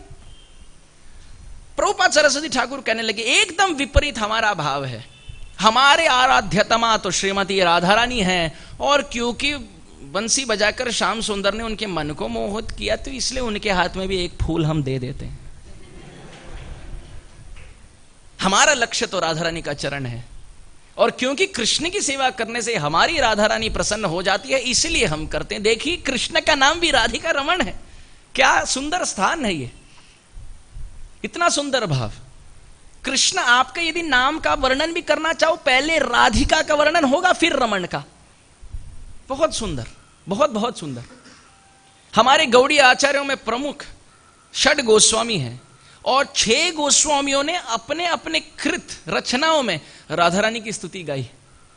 जैसे कृष्ण लीला स्तव में सनातन गोस्वामी कृष्ण के लिए प्रणाम मंत्र गाते हैं, मेरे पीछे पीछे कृपया दोहराएं। कृष्ण के लिए प्रणाम है, कृष्ण के लिए, और आप प्रणाम सुनेंगे तो आप समझ लेंगे ये किन के लिए है। मेरे पीछे पीछे कृपया करके दोहराएं। राधा राधित राधेश, राधिका प्राण वल्लभ, राधा रमण वंदे त्वाम, राधिका प्रेम निर्जित। बाहर से सुनो तो लगता है ये राधा रानी के लिए प्रणाम है, पर है कृष्ण के लिए। बाहर के दृष्टिकोण से लोग कहते हैं कहीं पे निगाहें, कहीं पे निशाना। अरे गौड़ियों से सीखे थोड़ा, कहीं और मारना है, कहीं और मारते हैं हम। सेवा जो देना है बोलते हैं कृष्ण के लिए, परंतु राधा रानी के संतुष्टि के लिए है। कृष्ण कौन है? राधा आराधित, राधा रानी द्वारा आराधित। राधेश, राधा रानी के ईश। राधिका प्राण वल्लभ, राधा रानी के प्राण के वल्लभ। राधा रमण, राधा रानी के रमणीय रम्य। राधिका प्रेम निर्जित, राधा रानी के प्रेम द्वारा जो निर्जित है, पूर्ण रूप से अजित जित हो गए हैं, वो कृष्ण।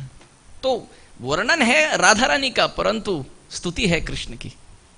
हमारे रूप गोस्वामी पीछे नहीं हटे, सनातन गोस्वामी के शिष्य हैं, तो पूरे गोवर्धन लीला को एक श्लोक में रचना की है, परंतु वो एक श्लोक भी 2 अक्षरों से बना, रा और धा। पीछे पीछे दोहराएं। धरे धरा धर धरम, धारा धर धुरारुधि, धीर धी आर राधाधी, रोधम राधा धुरंधरम। देखिए, राधा राधा राधा राधा यही चल रहा है पूरे श्लोक में। और हमारे रघुनाथ दास गोस्वामी तो 40 से 50 साल राधा कुंड के तट पर वास करके रोए। भजामि राधा मरविंद नेत्रम, स्मरामि राधा मधुरस्मितस्यम। तो षड गोस्वामी सब राधा रानी के चरण में सेवा करने के लिए अभिलाषी हैं, परंतु महत्वपूर्ण बात यह है, हमारे साधक जीवन में, हमारे कलिकाल बद्ध अवस्था में यह तो स्पष्ट है कि राधा तत्व कोई काल्पनिक तत्व नहीं, शास्त्रीय तत्व है। गौड़ीय वैष्णव धारा परंपरा कोई काल्पनिक धारा नहीं, शास्त्रिक धारा है। राधा रानी और कृष्ण की सेवा करना यह शास्त्र द्वारा उचित परंपरा है। परंतु कैसे हम राधा रानी की ऐसी अनुकंपा की योग्य पात्र बने, कैसे राधा रानी की सेवा की जाती है, यह जानने के लिए आखिरी 5 मिनट अब हम चर्चा करेंगे। और वो ये है कि राधा कृष्ण की संतुष्टि के लिए पहले राधा रानी की संतुष्टि, परंतु राधा रानी की संतुष्टि ऐसे छलांग लगाकर नहीं होता। कैसे होता है? कृपया दोहराएं। यथा यथा गौर पदार विंदे, विंदेत भक्तिम कृत पुण्य राशि। प्रबोधानंद सरस्वती चैतन्य चंद्रामृत में लिखते हैं, यदि राधा रानी की कृपा पाना चाहो तो गौर भजन करो। चैतन्य महाप्रभु के चरण छत्र छाया में आश्रय ले लो। फिर कहते हैं आराधितम नववनम व्रज काननस्ते नाराधितम व्रज नववनम व्रज एव दूरे आराधितो द्विजसुतो व्रज नागरस्ते नाराधितो द्विजसुतो न तवेह कृष्ण। कहते हैं यदि कोई गौर मंडल की सेवा करे तो ब्रजमंडल की सेवा हो जाती है। गौर तत्व की सेवा करे तो राधा कृष्ण तत्व की सेवा हो जाती है। यदि कोई गौरमंडल की सेवा ना करे, गौर तत्व को छोड़कर राधा कृष्ण तत्व पकड़ने जाए, न तवेह कृष्ण, कृष्ण न आपके थे, न है, न होंगे। प्रबोधानंद सरस्वती लिखते, जो यदि इंग्लिश में कहना जाओ तो ऐसा एक अर्थ कह सकते हैं, इफ यू नो गौरांग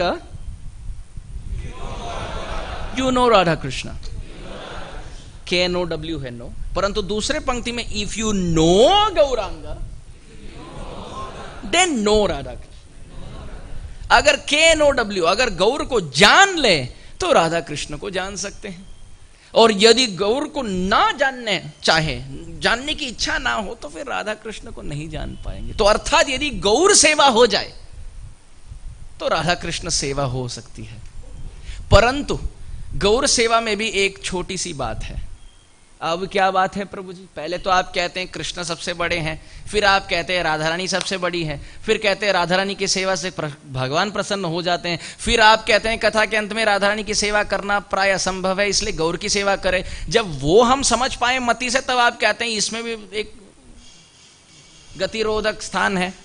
अब क्या बात यही है कि यदि तुम राखते चाहो गौरांगे रसने छोटो हरिदासेर कथा थाके जनमने, कि यदि गौरांग महाप्रभु के निजी पार्षद बनना चाहते हो तो छोटा हरिदास की कथा हृदय के पास रखो। अर्थात काम वेग के वशीभूत ना हो, काम वेग के अधीन ना हो।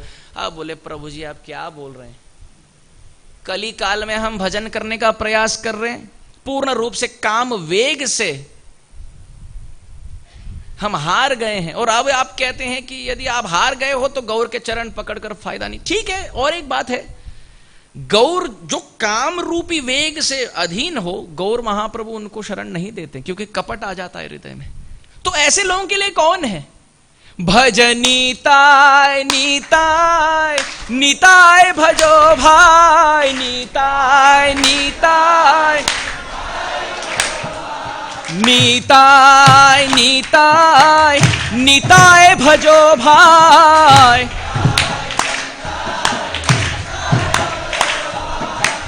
नीताय भजले गौरा पाबे भाई, नीताय भजले गौरा, नीताय भजले अरगति नाय, नीताय भजले अरग, नीताय नीताय नीताय भजो भाई,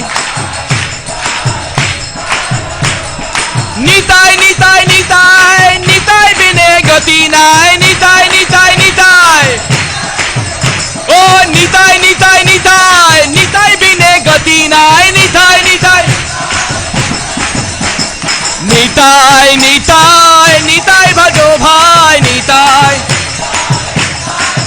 हरि बोल हरि बोल हरि बोल, गौर हरि बोल, नीताय गौर, नीताय गौरा हरि बोल हरि बोल हरि बोल, गौर हरि बोल।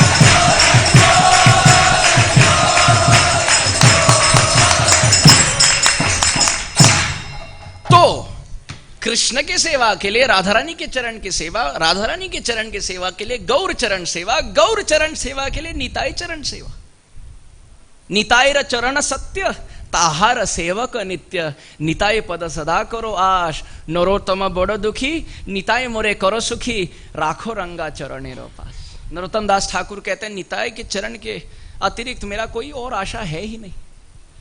परंतु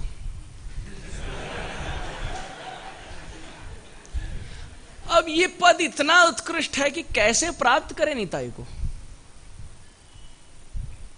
जैसे कि परीक्षा हो, जो उसमें 40 से अधिक गुण ले आए वो पास, 40 से नीचे आए वो ना पास। ये भगवान कृष्ण के दृष्टिकोण से।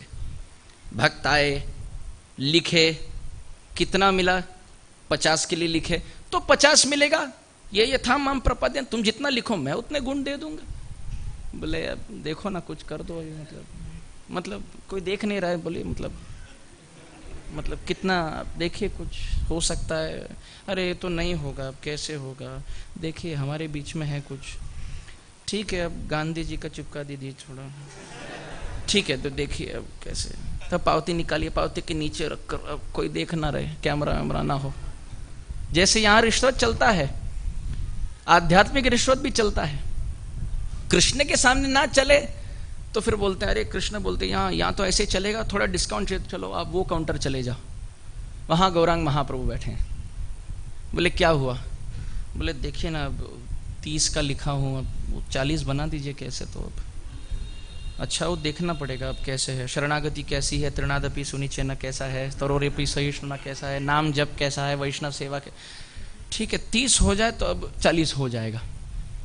तो पीछे से व्यक्ति आए, बोले मेरे तो 18 है, अब मैं कहाँ जाऊं? बोले यहाँ नहीं हो सकता, 30 हो तो 40 हो सकता है, 18 का 40 नहीं हो सकता, तो आप वो काउंटर चले जाओ। वो कौन है? वहां नित्यानंद प्रभु बैठे। नित्यानंद प्रभु बोले कितना है? 18। कोई बात नहीं, अब हो जाएगा 40 प्लस 22 करके 40 हो गया। अरे आपने तो 22 लगा दिए वहां पे, आपके काउंटर आपके केंद्र का क्या नियम है? बस आओ, नाम लिखो और जाओ, हम पास करा देंगे। परंतु पीछे एक व्यक्ति खड़ा है, कहते नित्यानंद प्रभु जी यदि नाम ही लिखना है तो घर से यहां तक आना, मतलब कुछ हो सकता है ऑनलाइन, कुछ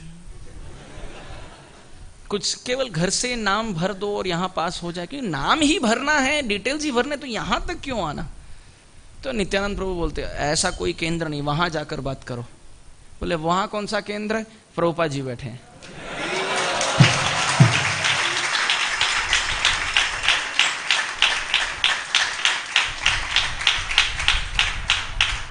जो पूर्ण रूप से शरणागत हो, इनको भव सागर से पास कराना कृष्ण का नियम। जो भजन करे और सरल रहे, भगवान गौरांग पतित पावन है, कपट पावन नहीं है। तो जो सरल हो भक्ति के पथ पर और अपने आप को अधम पापी माने, गौरांग महाप्रभु उनके लिए है। फिर भी नित्यानंद प्रभु हैं, फिर भी श्रीला प्रभुपाद जी हैं। इन सब में कृष्ण का पद सर्वोत्तम, राधारानी का पद सर्वोत्तम, गौरांग महाप्रभु का पद सर्वोत्तम, नित्यानंद प्रभु का पद सर्वोत्तम। हमारे लिए तो केवल प्रभुपाद जी एकमात्र आश्रय हैं, केवल प्रभुपाद जी। ये यथा माम प्रपद्यन्ते करने वाले कृष्ण। पतित जो आते हैं और उद्धार करके चले जाते हैं वो गौरांग। पतित जब दूर भागे तब भागने वाले पीछे नित्यानंद प्रभु। पर पतित जाकर पाश्चात्य देश में घुस जाए तो जो उनको वहां से लेकर यहां हमें हमारे कृपा के लिए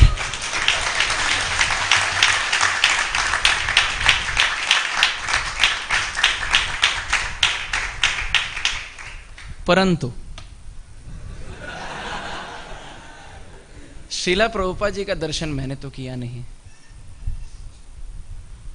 श्रीला प्रभुपाद जी हैं कृपालु, पर मैं और कई भक्त जो भाई समान हैं उनको मैं एक पक्ष में ले लेता हूं। बाकी सब वरिष्ठ हैं, जो भाई समान हो उन सबको मैं एक पक्ष में ले लेता हूं।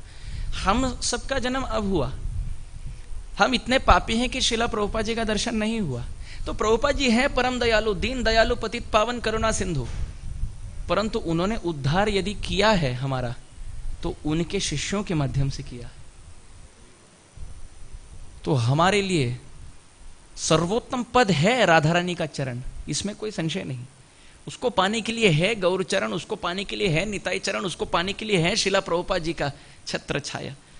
परंतु यदि इस सब को एक ही पक्ष में डालना हो, एक ही जगह केंद्रित सेवा को केंद्रित करनी हो, तो वो है गुरु महाराज का चरण।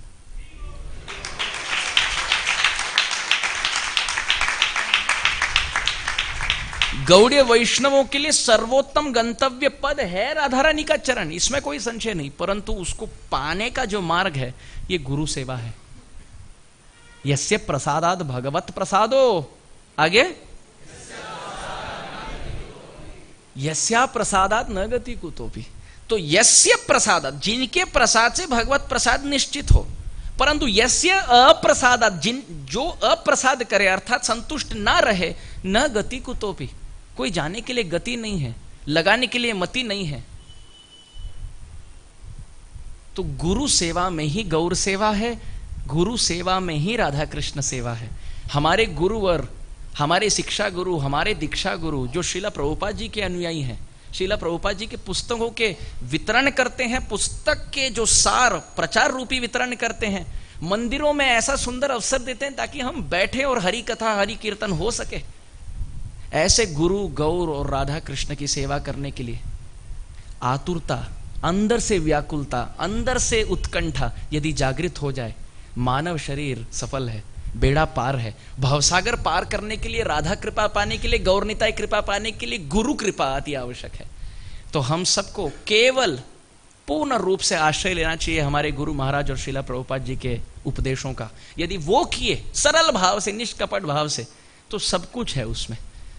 अंततोगत्वा एक कहानी बता दूंगा और फिर हम समाप्त कर देंगे। श्रीला प्रभुपाद सरस्वती ठाकुर के गौड़िया मठ में एक भक्त आया, या आए ऐसे कह सकते हैं, 16 साल के थे, घर वर छोड़कर भागे थे। तो प्रभुपाद सरस्वती ठाकुर बोले, अरे तुम कहाँ से हो और क्या चाहते हो? बोले, मैं मठ में प्रवेश करना चाहता हूँ, यहीं वासी बनकर रहना चाहता हूँ। तो प्रभुपाद सरस्वती ठाकुर सोचे, पता नहीं कहाँ से आए हैं, इनके बारे में थोड़ा कोई मतलब कोई इन्फॉर्मेशन मिल जाए, कहाँ से हैं, किनके पुत्र हैं, क्या करना चाहते हैं जीवन में। तो एक पत्रिका दिए, एक कागज दिए, बोले अपने बारे में कुछ लिखो। वो फट से लिख कर दे दिए। सरस्वती ठाकुर बोले, हो गया सब लिखकर? बोले हाँ हो गया। सरस्वती ठाकुर खोले तो एक पंक्ति लिखी थी, एक वाक्य लिखा था, गुरुदास यही मोरा परिचय। मेरा परिचय तो केवल यही है कि आप का दास हूं मैं, इसके आगे पीछे मैं कुछ नहीं जानता। सरस्वती ठाकुर ने उनको आलिंगन लगाकर ले लिया मठ में। और श्रीला प्रभुपाद जी के बहुत निजी पार्षद थे वो, हमारे श्रीला प्रभुपाद जी के। श्रीला प्रभुपाद जी जब पाश्चात्य देश में भी गए तो बहुत सप्रेम भाव से सहयोग था उनका। तो इस प्रकार यही बात है कि सभी गौड़ीय आचार्यों ने राधा कृष्ण की स्तुति गाई है, परंतु दृष्टि रखी है आकाश की ओर और चरण रखा है भूतल पर। दृष्टि है राधिका रमण की सेवा में और चरण पूर्ण रूप से स्थित किए हैं गुरु निष्ठा में। जो ये भाव है, नम्र भाव से गुरु निष्ठा और गुरु सेवा और उत्कंठा भाव से राधा कृष्ण की उपासक, ये जो भाव बनता है इसी से बेड़ा पार है। तो बहुत ज्यादा समय ले लिया, आप कृपा करके मुझे क्षमा करें। यही कहते कहते मैं अल्प विराम दूंगा। वांछा कल्पतरुभ्यश्च कृपा। इस कथा के माध्यम से जो भी त्रुटि हो गई हो, जो भी अपराध हो गए हो, गलती हो गए हो, समय के हिसाब से, तत्व सिद्धांत के प्रस्तुति के हिसाब से, वो दोष मेरा है, आप कृपा करके क्षमा करें। और इसमें यदि कोई आपको सद्गुण दिखे हो, आपके मन में कोई हर्ष उल्लास प्रफुल्ल होने की बात हो, तो ये गुरुरेव, ये गुरु जी का है, गुरु परंपरा का है। मेरा इसमें कोई निजी योगदान नहीं। जो उनकी संपत्ति है उसी को मैं प्रस्तुत कर रहा हूँ। दुकान में चले जाओ तो दुकानदार जो दिखाता है, अच्छा ये मॉडल देखिए, ये मॉडल देखिए, इसमें उसका कोई श्रेय नहीं। जो दुकानदार मालिक है उसका श्रेय है। तो श्रीला प्रभुपाद जी के पुस्तकों का आश्रय लेकर ही जो भी आया है, ये दुकान उन्हीं का है और मैं केवल वो सेल्समैन हूँ। आपको बता रहा हूँ, ये श्लोक यहाँ है, ये तत्व यहाँ है, ये श्रेय पूरा उनका है। शटर खोलना और बंद करना ये कार्य मेरा है। हरे कृष्ण।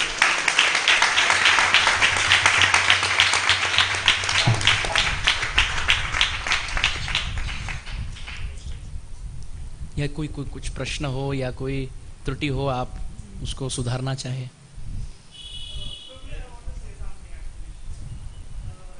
ये माइक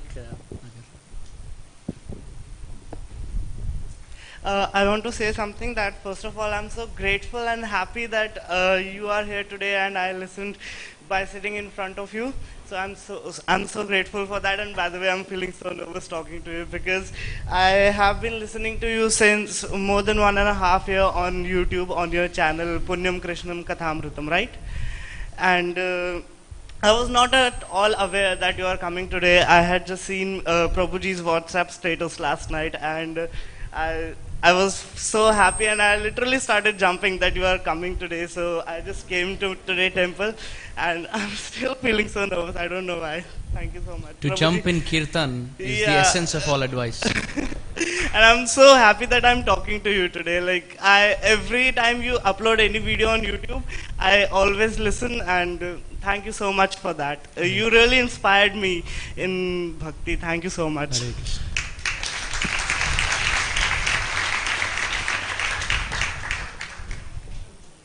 यस माता जी को कोई अगर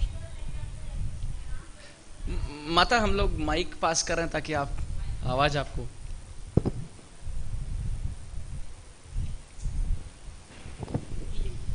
बहुत प्रेम है भक्तों में यहाँ। हरे कृष्ण प्रभु जी। हाँ जी माँ। प्रथम नाम तो मैंने आपको बहुत सुना था, पर पहली बार मैंने आपको सम्मुख देखा, यानी पहली बार मैंने आपका प्रवचन सुना है। और प्रवचन सुन के लगा नहीं कि आपकी हिंदी तो सही में बहुत ही उत्कृष्ट है। मतलब इतने अच्छे आपने शब्दों का जो लिया है वो सही में साहित्य से ही हो सकता है। उसी में इतने अच्छे शब्दों का इस्तेमाल है जिसका आपने प्रयोग करा है। तो सुन के सच में कानों को जो है ना बहुत ही, और उसमें भगवान का गुणगान। जय हो। हरि बोल। मैं अधिकांश अंग्रेजी में ही बोलता था, परंतु गुरु महाराज बोले मुझे कि भारत में भक्त हिंदी में सुनना चाहते हैं और रस ज़्यादा बहता है उसमें, तो आप यहाँ हो तो हिंदी में बोले। जब महाराज जी ये मुझे बोले तब मैं सोच रहा था कि हिंदी में तो मैं जानता नहीं। पहली बात दक्षिण भारतीय, दूसरी बात मुंबई का व्यक्ति, जन्म से मुंबई में। आप सब तो दिल्ली वाले हो, आपकी हिंदी बहुत शुद्ध है। मुंबई में यदि आप आएंगे माता जी तो मतलब हिंदी भाषा का पूरा ऑपरेशन होता है वहां पे। ऐसा काट के सर्जरी करते हैं, वो भी बिना एनेस्थीसिया के। तो अरे तुरे ऐसे सब शब्दों का प्रयोग होता है। तो मैं सोच रहा था कि जिस वाणी से हम वार्ता करते हैं उसी वाणी से भगवान की स्तुति नहीं होनी चाहिए। तो मैं महाराज जी को पूछा तो महाराज बोले कि आप प्रयास करो, श्रीला प्रभुपाद जी के पुस्तकों ग्रंथों को हिंदी में पढ़ो और उससे शब्दों को आप अलग लिख लो, उसके अर्थ जान लो, और फिर बोलते बोलते आप प्रयास करो, और आप करेंगे तो फिर हरि आपको सहायता देंगे। तो मैं तब श्रीला प्रभुपाद जी के छोटे छोटे हिंदी में पुस्तक प्रयास किया, और एक एक पन्ना पढ़ने के लिए मुझे कई सारे मिनट लगते थे, क्योंकि समझ में नहीं आता था, बारंबार पढ़ता था, उंगली रख के पढ़ना पड़ता था मुझे। तो फिर जैसे महाराज जी मार्गदर्शन कराए वैसे एक एक शब्द लिखा मैं, और फिर उसको प्रयोग करने का प्रयास किया। और आप जो भी सुन रहे हैं या जो भी है मैं जानता नहीं, पर ये महाराज जी शिला गुरु महाराज आदेश दिए, और जैसे कहते हैं along with the instruction comes the empowerment to fulfil it. तो उन्हीं का है, मैं कुछ जानता नहीं।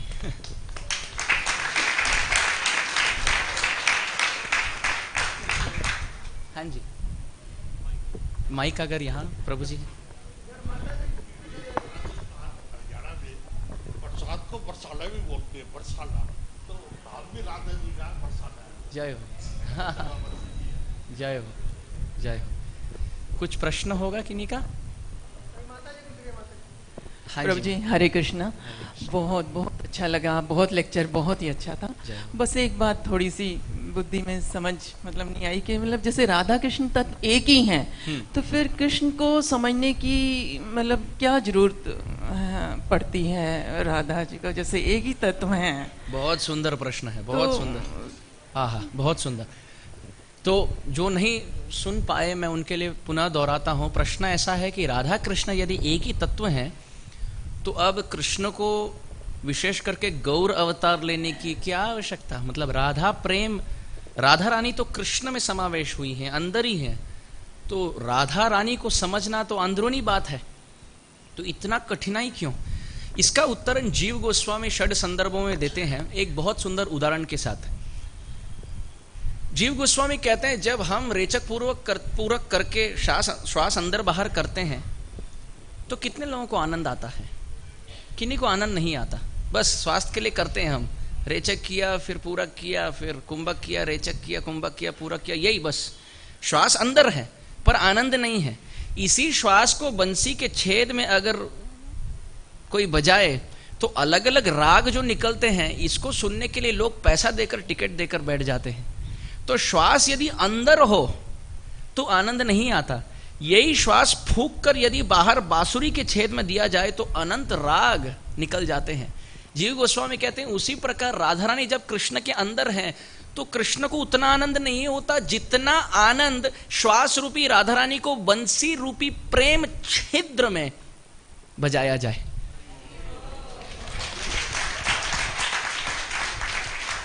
तो राधा रानी जब अंदर है तो इतना आनंद नहीं होता। तो इसलिए श्वास रूपी राधा रानी बाहर प्रकट होती है वंशी के छेद रूपी ब्रज में, और अनंत राग रूपी प्रेम से रंग विभूषित हो जाता है ब्रज की लीलाएं। अब इतना सुमधुर राग बांसुरी के अर्थात प्रेम विलास के कि भगवान इसको सुनने के लिए टिकट देते हैं, अर्थात गौर अवतार लेने की इच्छुक हो जाते हैं। तो यही बहुत सुंदर बात है, जीव गोस्वामी ये वर्णन करते हैं। हाँ जी प्रभु जी, हम माइक दे देंगे प्रभु जी ताकि सब सुन पाए। हरे कृष्णा प्रभु जी, बहुत बहुत धन्यवाद आपका। और मैंने आपको पहले भी सुना है यूट्यूब पे। आपने जैसे बताया हम लोग राधा रानी के भक्त हैं, हमारा उद्देश्य है राधा रानी की सेवा करना, उनको प्राप्त करना। हम देखते हैं जन्माष्टमी जब हम मनाते हैं तो बहुत उत्साह से उसके लिए बड़ी प्लानिंग करते हैं और 3 महीने का क्या कर सब करते हैं, लेकिन राधाष्टमी तो हम इतना करते नहीं है। तो ये तो मैनेजमेंट इशू हो गया, आप वहां उठाएं इसको।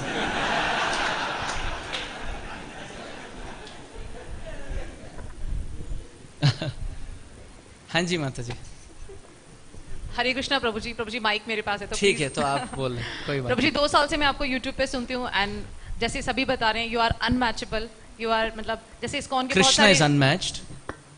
प्रभु जी जैसे बहुत सारे इस्कॉन में जेम्स हैं, आप उनमें से एक हैं। प्रभु जी जो आपका श्लोक उच्चारण का जो क्रिस्टल क्लैरिटी है वो पाना तो बहुत ही मुश्किल है, लेकिन हम इसके लिए कैसे प्रयास करें?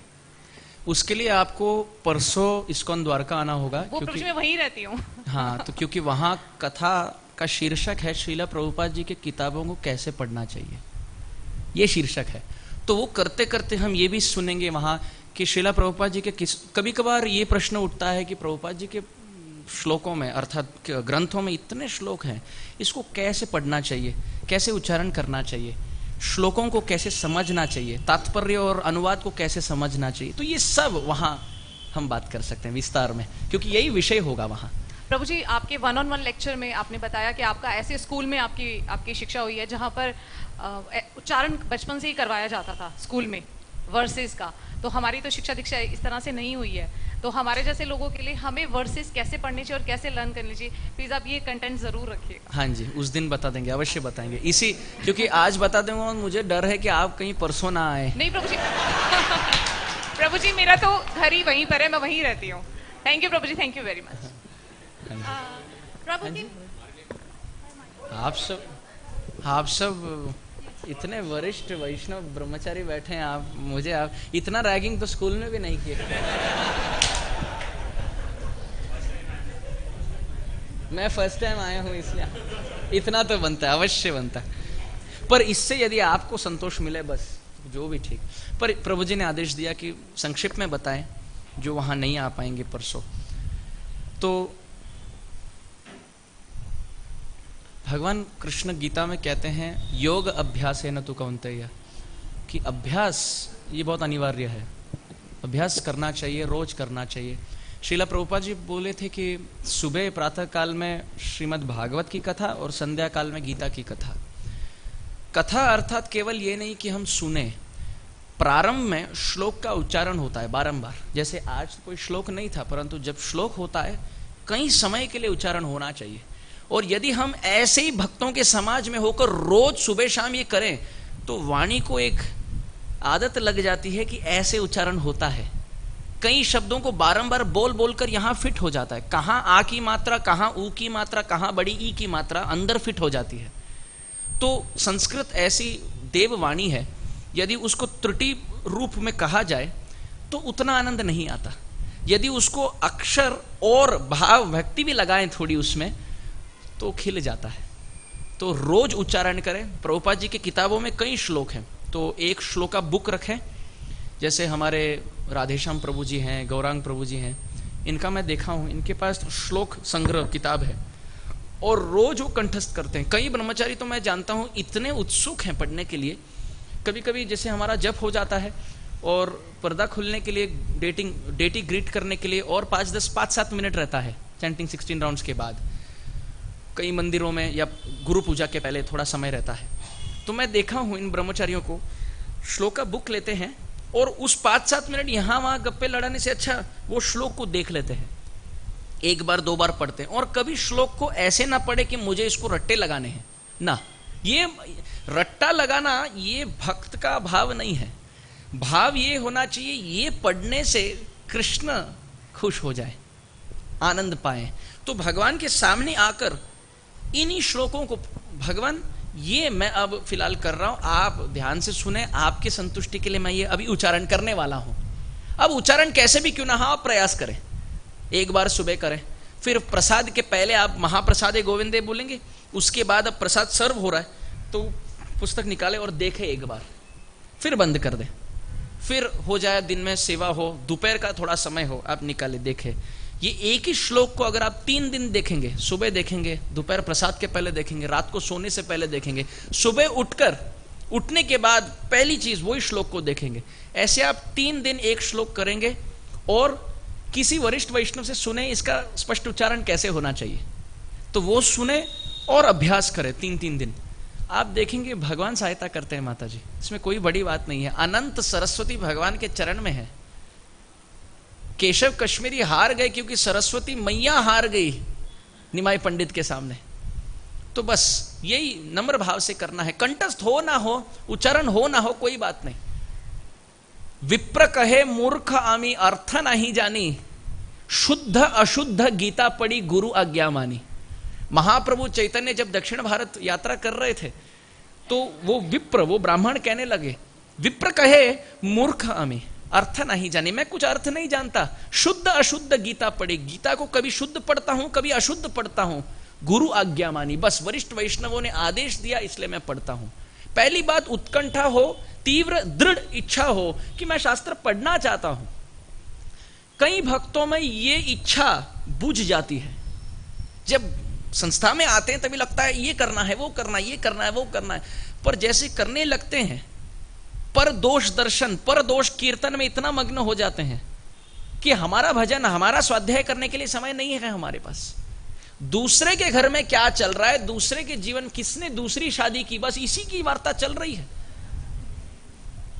कौन सा व्यक्ति कैसे बोला, अभी इसको सेकंड इनिशिएशन कैसे मिल गया, ये प्रभु जी तो वैसे हैं, अरे अभी तो नाटक कर रहे हैं पर उनको तो जन्माष्टमी के समय देखो तो ये करते हैं वो करते हैं। बस इसी में यदि मति लगे तो कैसे शास्त्र अपने आप को विकसित करें हमारे हृदय में, कैसे खिले शास्त्र कमल, कैसे खिले। तो पहली बात, समय, हमारा दिन का समय कैसे इसको पूर्ण रूप से भगवान के चरण में युक्त करना है, ये युक्ति बनाए, युक्ति से मुक्ति पाए, युक्ति बनाए। पहले शास्त्र को मैं प्राधान्य दूंगा, जो कृष्ण नामक शास्त्र को प्राधान्य दे, कृष्ण नामक शास्त्र उनको प्राधान्य दे, ये यथा माम प्रपद्यन्ते। तो समय देना है रोज। कई लोग तो इतने तीव्र पठन करते हैं कि यदि प्रभुपाद जी की किताबों का 1-2 पन्ने ना पढ़े तो प्रसाद नहीं लेते हैं। कब वो इच्छा होगी हमारे जीवन में कि 16 माला करूंगा, मॉर्निंग प्रोग्राम मंगल आरती अटेंड करके प्रभुपाद जी की किताब को 2 पन्ने पढ़कर फिर ही प्रसाद लूंगा। एक दिन यदि समय पर प्रसाद ना लो तो मैं मर नहीं जाऊंगा। किसी ने मेरे गुरु महाराज जी से कहा, महाराज जी मंगल आरती के लिए उठते हैं, फिर उसके बाद 5 बजे भूख लग जाती है, 9 बजे तक हम रुक नहीं पाते हैं, तो क्या हम तब बीच में खा सकते हैं? महाराज जी बोले, हाँ हाँ क्यों नहीं, मंगल आरती हो ना हो समय से तो खा लेना चाहिए। व्यक्ति समझ गया अर्थ, मतलब नहीं खाना। तो यही है कि प्राधान्य हमारे जीवन में हम किनको देते हैं। अपने आप को हम भक्त बोलते हैं, घोषित करते हैं, परंतु भक्ति के कितने प्रमुख लक्षण हैं हमारे जीवन में। क्या जप हमारे जीवन का प्राधान्य है? क्या वैष्णवों की सेवा निस्वार्थ भाव से उनकी संतुष्टि के लिए सेवा करना ये प्राधान्य है? शास्त्र का रटन पठन करना क्या ये प्राधान्य है? तो पहली बात इच्छा जागृत करे कि मैं पढ़ूंगा शास्त्र। दूसरी बात ऐसे लोगों का संग करे जो शास्त्र पढ़ाए, जो शास्त्र पढ़ने में इच्छा रखे, क्योंकि जैसा संग करेंगे उसी प्रकार प्रवृत्ति जागृत होगी। और तीसरी बात, यदि ध्यान श्लोकों की ओर है, बहुत सुंदर बात है, जहां श्लोक होता है वहां शोक नहीं होता। तो श्लोक को लिखें, एक अलग बुक बनाएं, जो श्लोक अच्छे लगे उनको लिखें, उच्चारण करें। कोई वरिष्ठ वैष्णव से सुने, प्रभु जी इसका कैसे संधि विच्छेद कैसे होता है, कैसे इसको बोलना चाहिए, फिर वो बोलेंगे तो रिकॉर्ड कर ले, फिर उसको सुनते सुनते ठाकुर जी के सामने सुनाए। हर रविवार जब हम यहां आते हैं, नियम बनाना चाहिए, हे राधिका रमन, हर रविवार जो मैं यहां आऊंगा आपके संतुष्टि के लिए एक नया श्लोक आपको मैं बोल के दिखाऊंगा। भगवान मैं आपको यहां देने आया हूं, केवल आपसे भीख मांगने नहीं आया हूं, आपको देने आया हूं। और ऐसा नहीं कि कंठस्थ करना है, यह भी बात नहीं है कि कंठस्थ करना है। हमारा पथ कोई पांडित्य का पथ नहीं है, नम्र विनम्र पथ है। तो लिखे, और उसी को, ऐसा भी नहीं कि माइक में घोषणा करनी हो, वहां हम दर्शन लेते रहेंगे, पुस्तक निकालें, राधिका रमन जी को कहें कि ये श्लोक मुझे, ये एक हफ्ते में ये एक श्लोक हुआ, आप कृपया करके सुने भगवान, और ये श्लोक उच्चारण करें, तोड़ तोड़ के भी, जैसे भी क्यों ना हो। भगवान सुन रहे हैं माता, भगवान जानते हैं। जैसे हम अभ्यास करते हैं, भगवान सामर्थ्य अंदर से दे देते हैं। ऐसा अभ्यास करने पर पंगुम लंघायते गिरिम मूकम करोति वाचालम। तो बस छोटी मुंह बड़ी बात हो गई, पर आपने प्रश्न पूछा और प्रभु ने आदेश दिया तो मुझे बोलना पड़ा। तो बस अभ्यास, प्रभु माता जी, अभ्यास, सरल दृढ़ निश्चय और इच्छा, और ऐसे लोगों का संग जो हमें हमारे पथ में प्रगति के लिए प्रोत्साहित करते हैं। संग बहुत अति आवश्यक है। क्या प्रकार का संग? माथे तिलक और कंठी माला तो सबका होगा। रावण भी माता जी तिलक और कंठी के साथ ही आया था। मैया सीता का अपहरण करने वाला रावण भी भक्त के वेश में ही आया था। तो क्या हमें भक्त वेशी भक्त का संग करना है, क्या वास्तविक भक्त का संग करना है? तो ये विवेक बुद्धि से जागृत करके हमें खोजना है हमारे समाज में।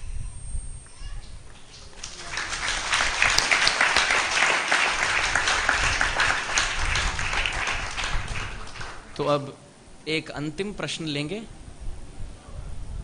माता जी थोड़े देर से हाथ उठा रही थी, तो कृपया करके माइक वहां दे। प्रभु जी, मैं बहुत देर से लेके बैठी हूँ। अच्छा, आप लेके बैठे, ठीक है। यहां भी प्रभु जी हाथ उठाएं, तो उनके बाद इनका, और फिर हम, क्योंकि आपके प्रसाद समय से मुझे नहीं खेलना है, आपके मंदिर में भी आपको काफी सेवा होगी, तो मेरे कारण आपका पूरा नियम ही भंग हो गया। तो 2 प्रश्न ले लेंगे, फिर उसके बाद। दंडवत प्रणाम प्रभु जी, आपको सुनना बहुत अच्छा है। आप चुप ही मत होइए, आप कहते रहिए, हमें सुनना ही है। आप माइक में बोले माता, वो अगर ऑन कर देंगे तो फिर सब सुन पाएंगे। अब ठीक माता जी। प्रभु जी, मेरा कोई प्रश्न नहीं है, बस मुझे सिर्फ ये कहना है कि आप गीत गोविंद का वो वाला वर्स सुना दीजिए जिसमें हमारे राधिका रमन के लिए, जिसमें कृष्ण ने राधा रानी के चरण अपने सिर पे ग्रहण किए थे। प्लीज वो सुना दीजिए। तो ये बहुत प्रसिद्ध कथा है कि जयदेव गोस्वामी जब गीत गोविंद की रचना कर रहे थे, तो 19वें गीत की बात है। चैतन्य महाप्रभु से 450 साल पूर्व उनका आविर्भाव हुआ। तो राधा तत्व बहुत गोप्यतम, गोपनीय तत्व था, अधिक भक्त नहीं जानते थे तत्व को। तो कविराज गोस्वामी कह रहा हूँ, जयदेव गोस्वामी जी जब लिख रहे थे तो उनके हृदय में लीला स्फूर्ति हुई कि भगवान श्री कृष्ण राधा रानी के मान भंजन करने के लिए रो रहे हैं और कह रहे हैं, कृपया करके अपने चरण रेणु मेरे सिर पे लगा दीजिए, यही मेरे लिए आभूषण है। जगदीश्वर भगवान कहते हैं, आपके राधा रानी आपके चरण रेणु से मेरे सिर को आप सुशोभित कीजिए। तो जयदेव गोस्वामी सोच रहे हैं, ये तो मैं लिख नहीं सकता, कोई विश्वास नहीं करेंगे। तो छोड़ दिए पंक्ति वहीं, बोले मैं नदी में स्नान करके आया। परंतु जब वो गए, प्रसिद्ध कथा है, कैसे प्रभु जगन्नाथ स्वयं जयदेव गोस्वामी के रूप में आ गए और खटखटाए। पद्मावती देवी खोली दरवाजा और कही, आप तो अब नहाने गए थे? बोले हाँ मैं नहाने गया था, पर कोई पंक्ति का स्मरण हुआ, वही मैं सोचा खत्म कर दूं, आकर मैं पूर्ण कर दूं वो पंक्ति को। बोले ठीक है आइए। तो प्रभु जगन्नाथ स्वयं वो पंक्ति लिख दिए, क्योंकि जयदेव गोस्वामी हिचकिचा रहे थे कि कैसे मैं लिखूं कि कृष्ण राधा रानी के चरण के आश्रित हैं। तो जगन्नाथ स्वयं आके लिख दिए। फिर पद्मावती देवी को कहे कि मुझे बहुत भूख लगी है, कृपया करके आप प्रसाद मुझे दे दें। तो फिर जगन्नाथ स्वयं जगन्नाथ प्रसाद सेवन किए और फिर बोले मैं अंदर बैठकर पंक्ति और लिखता हूं आगे, आप प्रसाद लें। तो जिस प्रकार जयदेव गोस्वामी के पश्चात ही पद्मावती देवी प्रसाद पाती है, तो आज उन्हीं की थाली में पा रही थी, तो वास्तविक जयदेव गोस्वामी नहा के आ गए। बोले आज क्या हो गया आपको, मति भ्रष्ट हो गए आप, मेरे बिना आप खा रहे? बोले आप, मैं समझ नहीं पा रही हूँ, आप तो अंदर बैठे थे, बाहर कैसे गए? गिले गिले कपड़े में आ रहे हैं, आप तो सोचे आपको नहाना नहीं है, पंक्ति पूर्ण करना है, करके आप खाए, फिर आप पंक्ति पूर्ण किए, फिर हो क्या रहा है? जयदेव गोस्वामी बोलने लगे मैं नहीं समझ रहा हूँ तुम क्या बोल रही हो। पद्मावती देवी बोली अंदर चलो मैं दिखाती हूँ, आप अंदर बैठे हो। अंदर ले गए तो प्रभु जगन्नाथ नहीं थे, अंतर ध्यान हो चुके थे, परंतु प्रभु जगन्नाथ के शरीर में स्थित जो हार है, जो माला है, उसके सुगंध से पूरा वातावरण सुगंधित हो गया था। तो वास्तविक जयदेव गोस्वामी आए, बोले ये तो जगन्नाथ जी का हार है। और फिर पंक्ति खोल के देखे तो जिस पंक्ति लिखने के लिए वो हिचकिचा रहे थे, वो पंक्ति स्वयं भगवान आकर पूर्ण कर दिए। देखिए भगवान की लीला देखिए। प्रारंभ के कीर्तन में हमने कृष्ण बलराम नाम उच्चारण किया। पूरे कथा में हम राधिका रमण की महिमा गाए। जगन्नाथ जी बैठे हैं, बोले जगन्नाथ जी आकर बोलते तू मेरे मंदिर में आ रहा है, इनकी बात कर रहा है, इनकी बात कर रहा है, बीच में मैं बैठा हूं, वो नहीं दिख रहा तुझे? जब तक तू मेरी स्तुति ना करे मैं यहां से तुझे जाने नहीं दूंगा।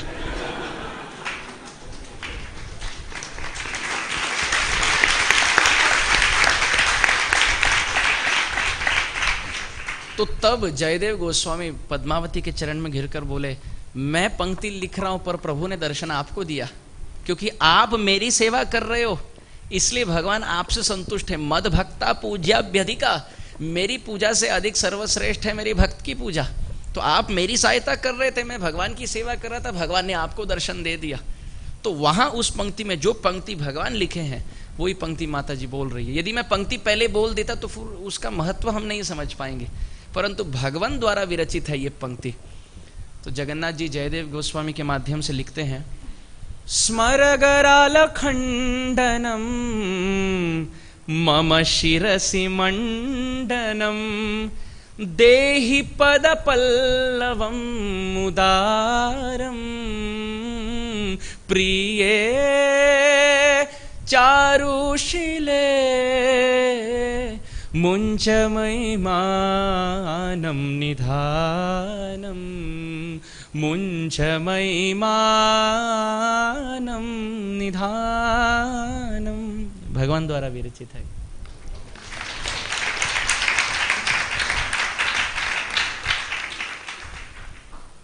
हरे कृष्णा जी, बहुत बहुत धन्यवाद। ऐसा प्रतीत हो रहा है कि हमें प्रसाद की आवश्यकता नहीं है। इतना सुंदर अमृत वर्षा आप कर रहे हैं। तो जी एक प्रश्न था कि जैसे हम हरि नाम लेते हैं, हरे कृष्ण महामंत्र का जप करते हैं, और आपने राधा नाम की इतनी महिमा बताई है, तो हरे शब्द के भी थोड़ा गुणगान कर दें तो उससे हमारी जो हरि नाम की रोती रुचि है और बढ़ जाए। जय हो जय हो। ये तो अब 1-2 घंटे की बात हो गई, ठीक है 5 मिनट में थोड़ा। प्रश्न ये है कि राधा नाम की इतनी महिमा गाई गई है, हम हरे कृष्णा महामंत्र में राधे को हरे संबोधन देते हैं, तो हरा शब्द या हरे शब्द का भी कुछ महत्व गा लें ताकि नाम जप में और नाम कीर्तन में रुचि बढ़े। अवश्य कर सकते हैं। हरि शब्द नाना अर्थ दुई मुख्यतम, सर्व अमंगल हरे प्रेम दिए हरे मन। कविराज गोस्वामी लिखते हैं ये शब्द हरि के नाना अर्थ हैं। हरि शब्द नाना अर्थ दुई मुख्यतम, परंतु 2 सर्वश्रेष्ठ प्रमुख अर्थ हैं। पहला अर्थ सर्व अमंगलम हरे, सब अमंगल को हरने वाले भगवान, और दूसरा प्रेम दिए हरे मन। पहला तो अमंगल हरते हैं और सब मंगलमय कर देते हैं, फिर प्रेम दे देते हैं और हृदय हरते हैं। तो जो हरि हरण करते हैं वो हरि, परंतु राधा रानी को हम संबोधन करते हैं हरा, और दोनों को संबोधित शब्द है हरे। अब इसको नाम जप में कैसे लगाएं? बहुत सुंदर प्रश्न है। इसके संदर्भ में यही कहा जा सकता है, ब्रजवासी राधा नाम रखते हैं, यह भी उत्कृष्ट है, परंतु हमारे संप्रदाय में संभोग से अधिक विप्रलंभ अर्थात विरह रस को प्राधान्य दिया गया। जब राधा और कृष्ण मिलते हैं, उनका संभोग होता है लीला में, तब एक राधा रानी एक कृष्ण बस। परंतु जब राधा रानी विरह अग्नि में जलती है श्याम सुंदर से, तो प्रति कण, प्रति दिशा, प्रति क्षण, प्रति स्थान, प्रति काल केवल श्याम सुंदर श्याम सुंदर श्याम सुंदर का ही दर्शन होता है। तो राधा रानी एक श्याम सुंदर चाहती है कि करोड़ों श्याम सुंदर चाहती है, करोड़ों चाहती है, और करोड़ों श्याम सुंदर का दर्शन तब होता है जब विरह हो जाए। तो महामंत्र ये विरह अग्नि प्रज्वलित करने वाली मंत्र है। जैसे दो पत्थर ले लें और उसको परस्पर घिसें, जितने तीव्रता से हम घिसेंगे तो क्या प्रज्वलित होती है? अग्नि। अग्नि तो अंदर ही अंदर लीन है, परंतु जब परस्पर उसको घिसते हैं और ऐसे ऐसे घिसेंगे तो नहीं होगा, उसको एकदम अच्छे से घिसे तो अग्नि जलने लगती है। उसी प्रकार हमारे दो होठ जो हैं ये पत्थर समान है। इनको जब तीव्र भाव से हम घिसेंगे नाम जप में, तो अंदर की विरह अग्नि प्रज्वलित होती है।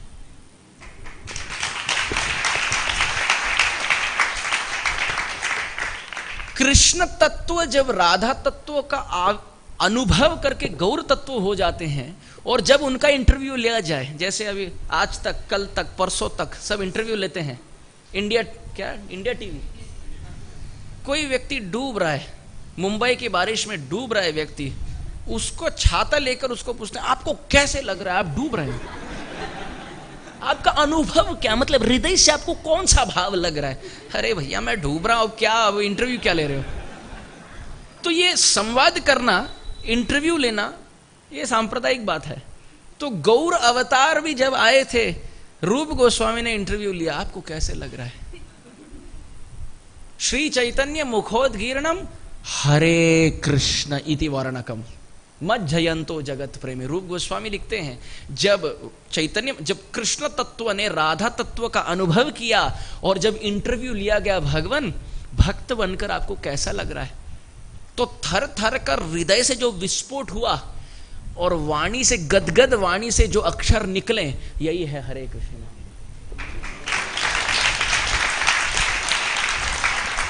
तो जब नाम जपे, ये समझकर जपे कि ये वही वाणी है। भगवान जब परम भक्त के भाव में भावित होते हैं, फिर उनको पूछा जाए तो उनके वाणी से उदित वाक्य है ये हरे कृष्ण, और उसको मैं ध्यानहीन भाव से लेता हूं, सो कर लेता हूं। अरे अरे अधम पापी हूं मैं, मेरी योग्यता नहीं, अधिकार नहीं ये नाम जपने के लिए। तो ये नाम भी बहुत अति सुंदर है। हरे अर्थात राधा रानी, परंतु जो छिपी है। जब राधा और कृष्ण मिलते हैं तो परस्पर प्रेम है, परंतु जब राधा रानी वृक्ष के पीछे छिपकर श्याम सुंदर का नाम लेती है तो अधिक प्रेम जागृत होता है। तो राधा जो छिप जाए और हरि के चित्त का हरण करे, वो हरे। और हरे कृष्ण जब वो राधा रानी कृष्ण से मिलती है, देखिए हरे कृष्ण मिलते हैं, संयोग है, संभोग है, और तब उसके बाद क्या होता है? विप्रलंब में विरह हो जाती है, विरह होती है, तब हरे राधा रानी क्या करती है? कृष्ण कृष्ण, और कृष्ण क्या करते हैं? हरे हरे। और जब अब विरह हो जाता है, पुनः संयोग की बात है, तो तब हरे राम। क्यों राम? वो कृष्ण है, वास्तविक कृष्ण है, पूरे जगत को मनमोहक है, आकर्षक है। परंतु राम शब्द वो है, वो पूरे जगत को विमोहित करने वाले आकर्षक कृष्ण। विशेष करके राधा रानी के हृदय को जब रमण करते हैं, राधा रानी के हृदय को संतोष देते हैं, वो भाव है राम, राधिका रमण। तो पहले तो कृष्ण थे, पूरे जगत को आकर्षक थे, पर विरह के कारण जो पुनः अब आविर्भाव लिए हैं वो कृष्ण नहीं, वो राम है। वही कृष्ण जो राधा रानी के मन को हर लिए हैं। तो तब हरे राम का मिलन होता है। फिर जब विरह होता है, राधा रानी कहती है राम राम और कृष्ण कहते हैं हरे हरे।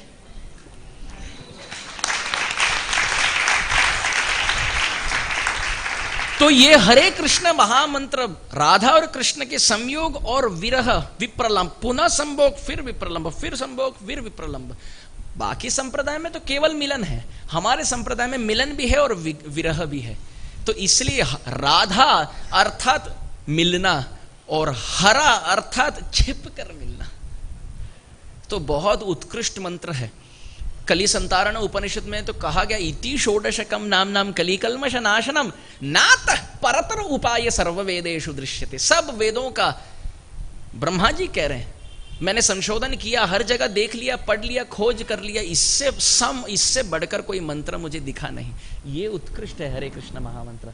तो किंतु आदराद अनुदिनम, रूप गोस्वामी उपदेशामृत में कहते हैं कि अनुदिनम, रोज इस मंत्र का आदराद, आदर भाव से जो रटे, इस जप महामंत्र को जपे,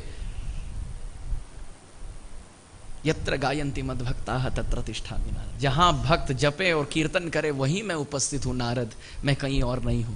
तो यही आदर भाव से नाम जपना चाहिए। तो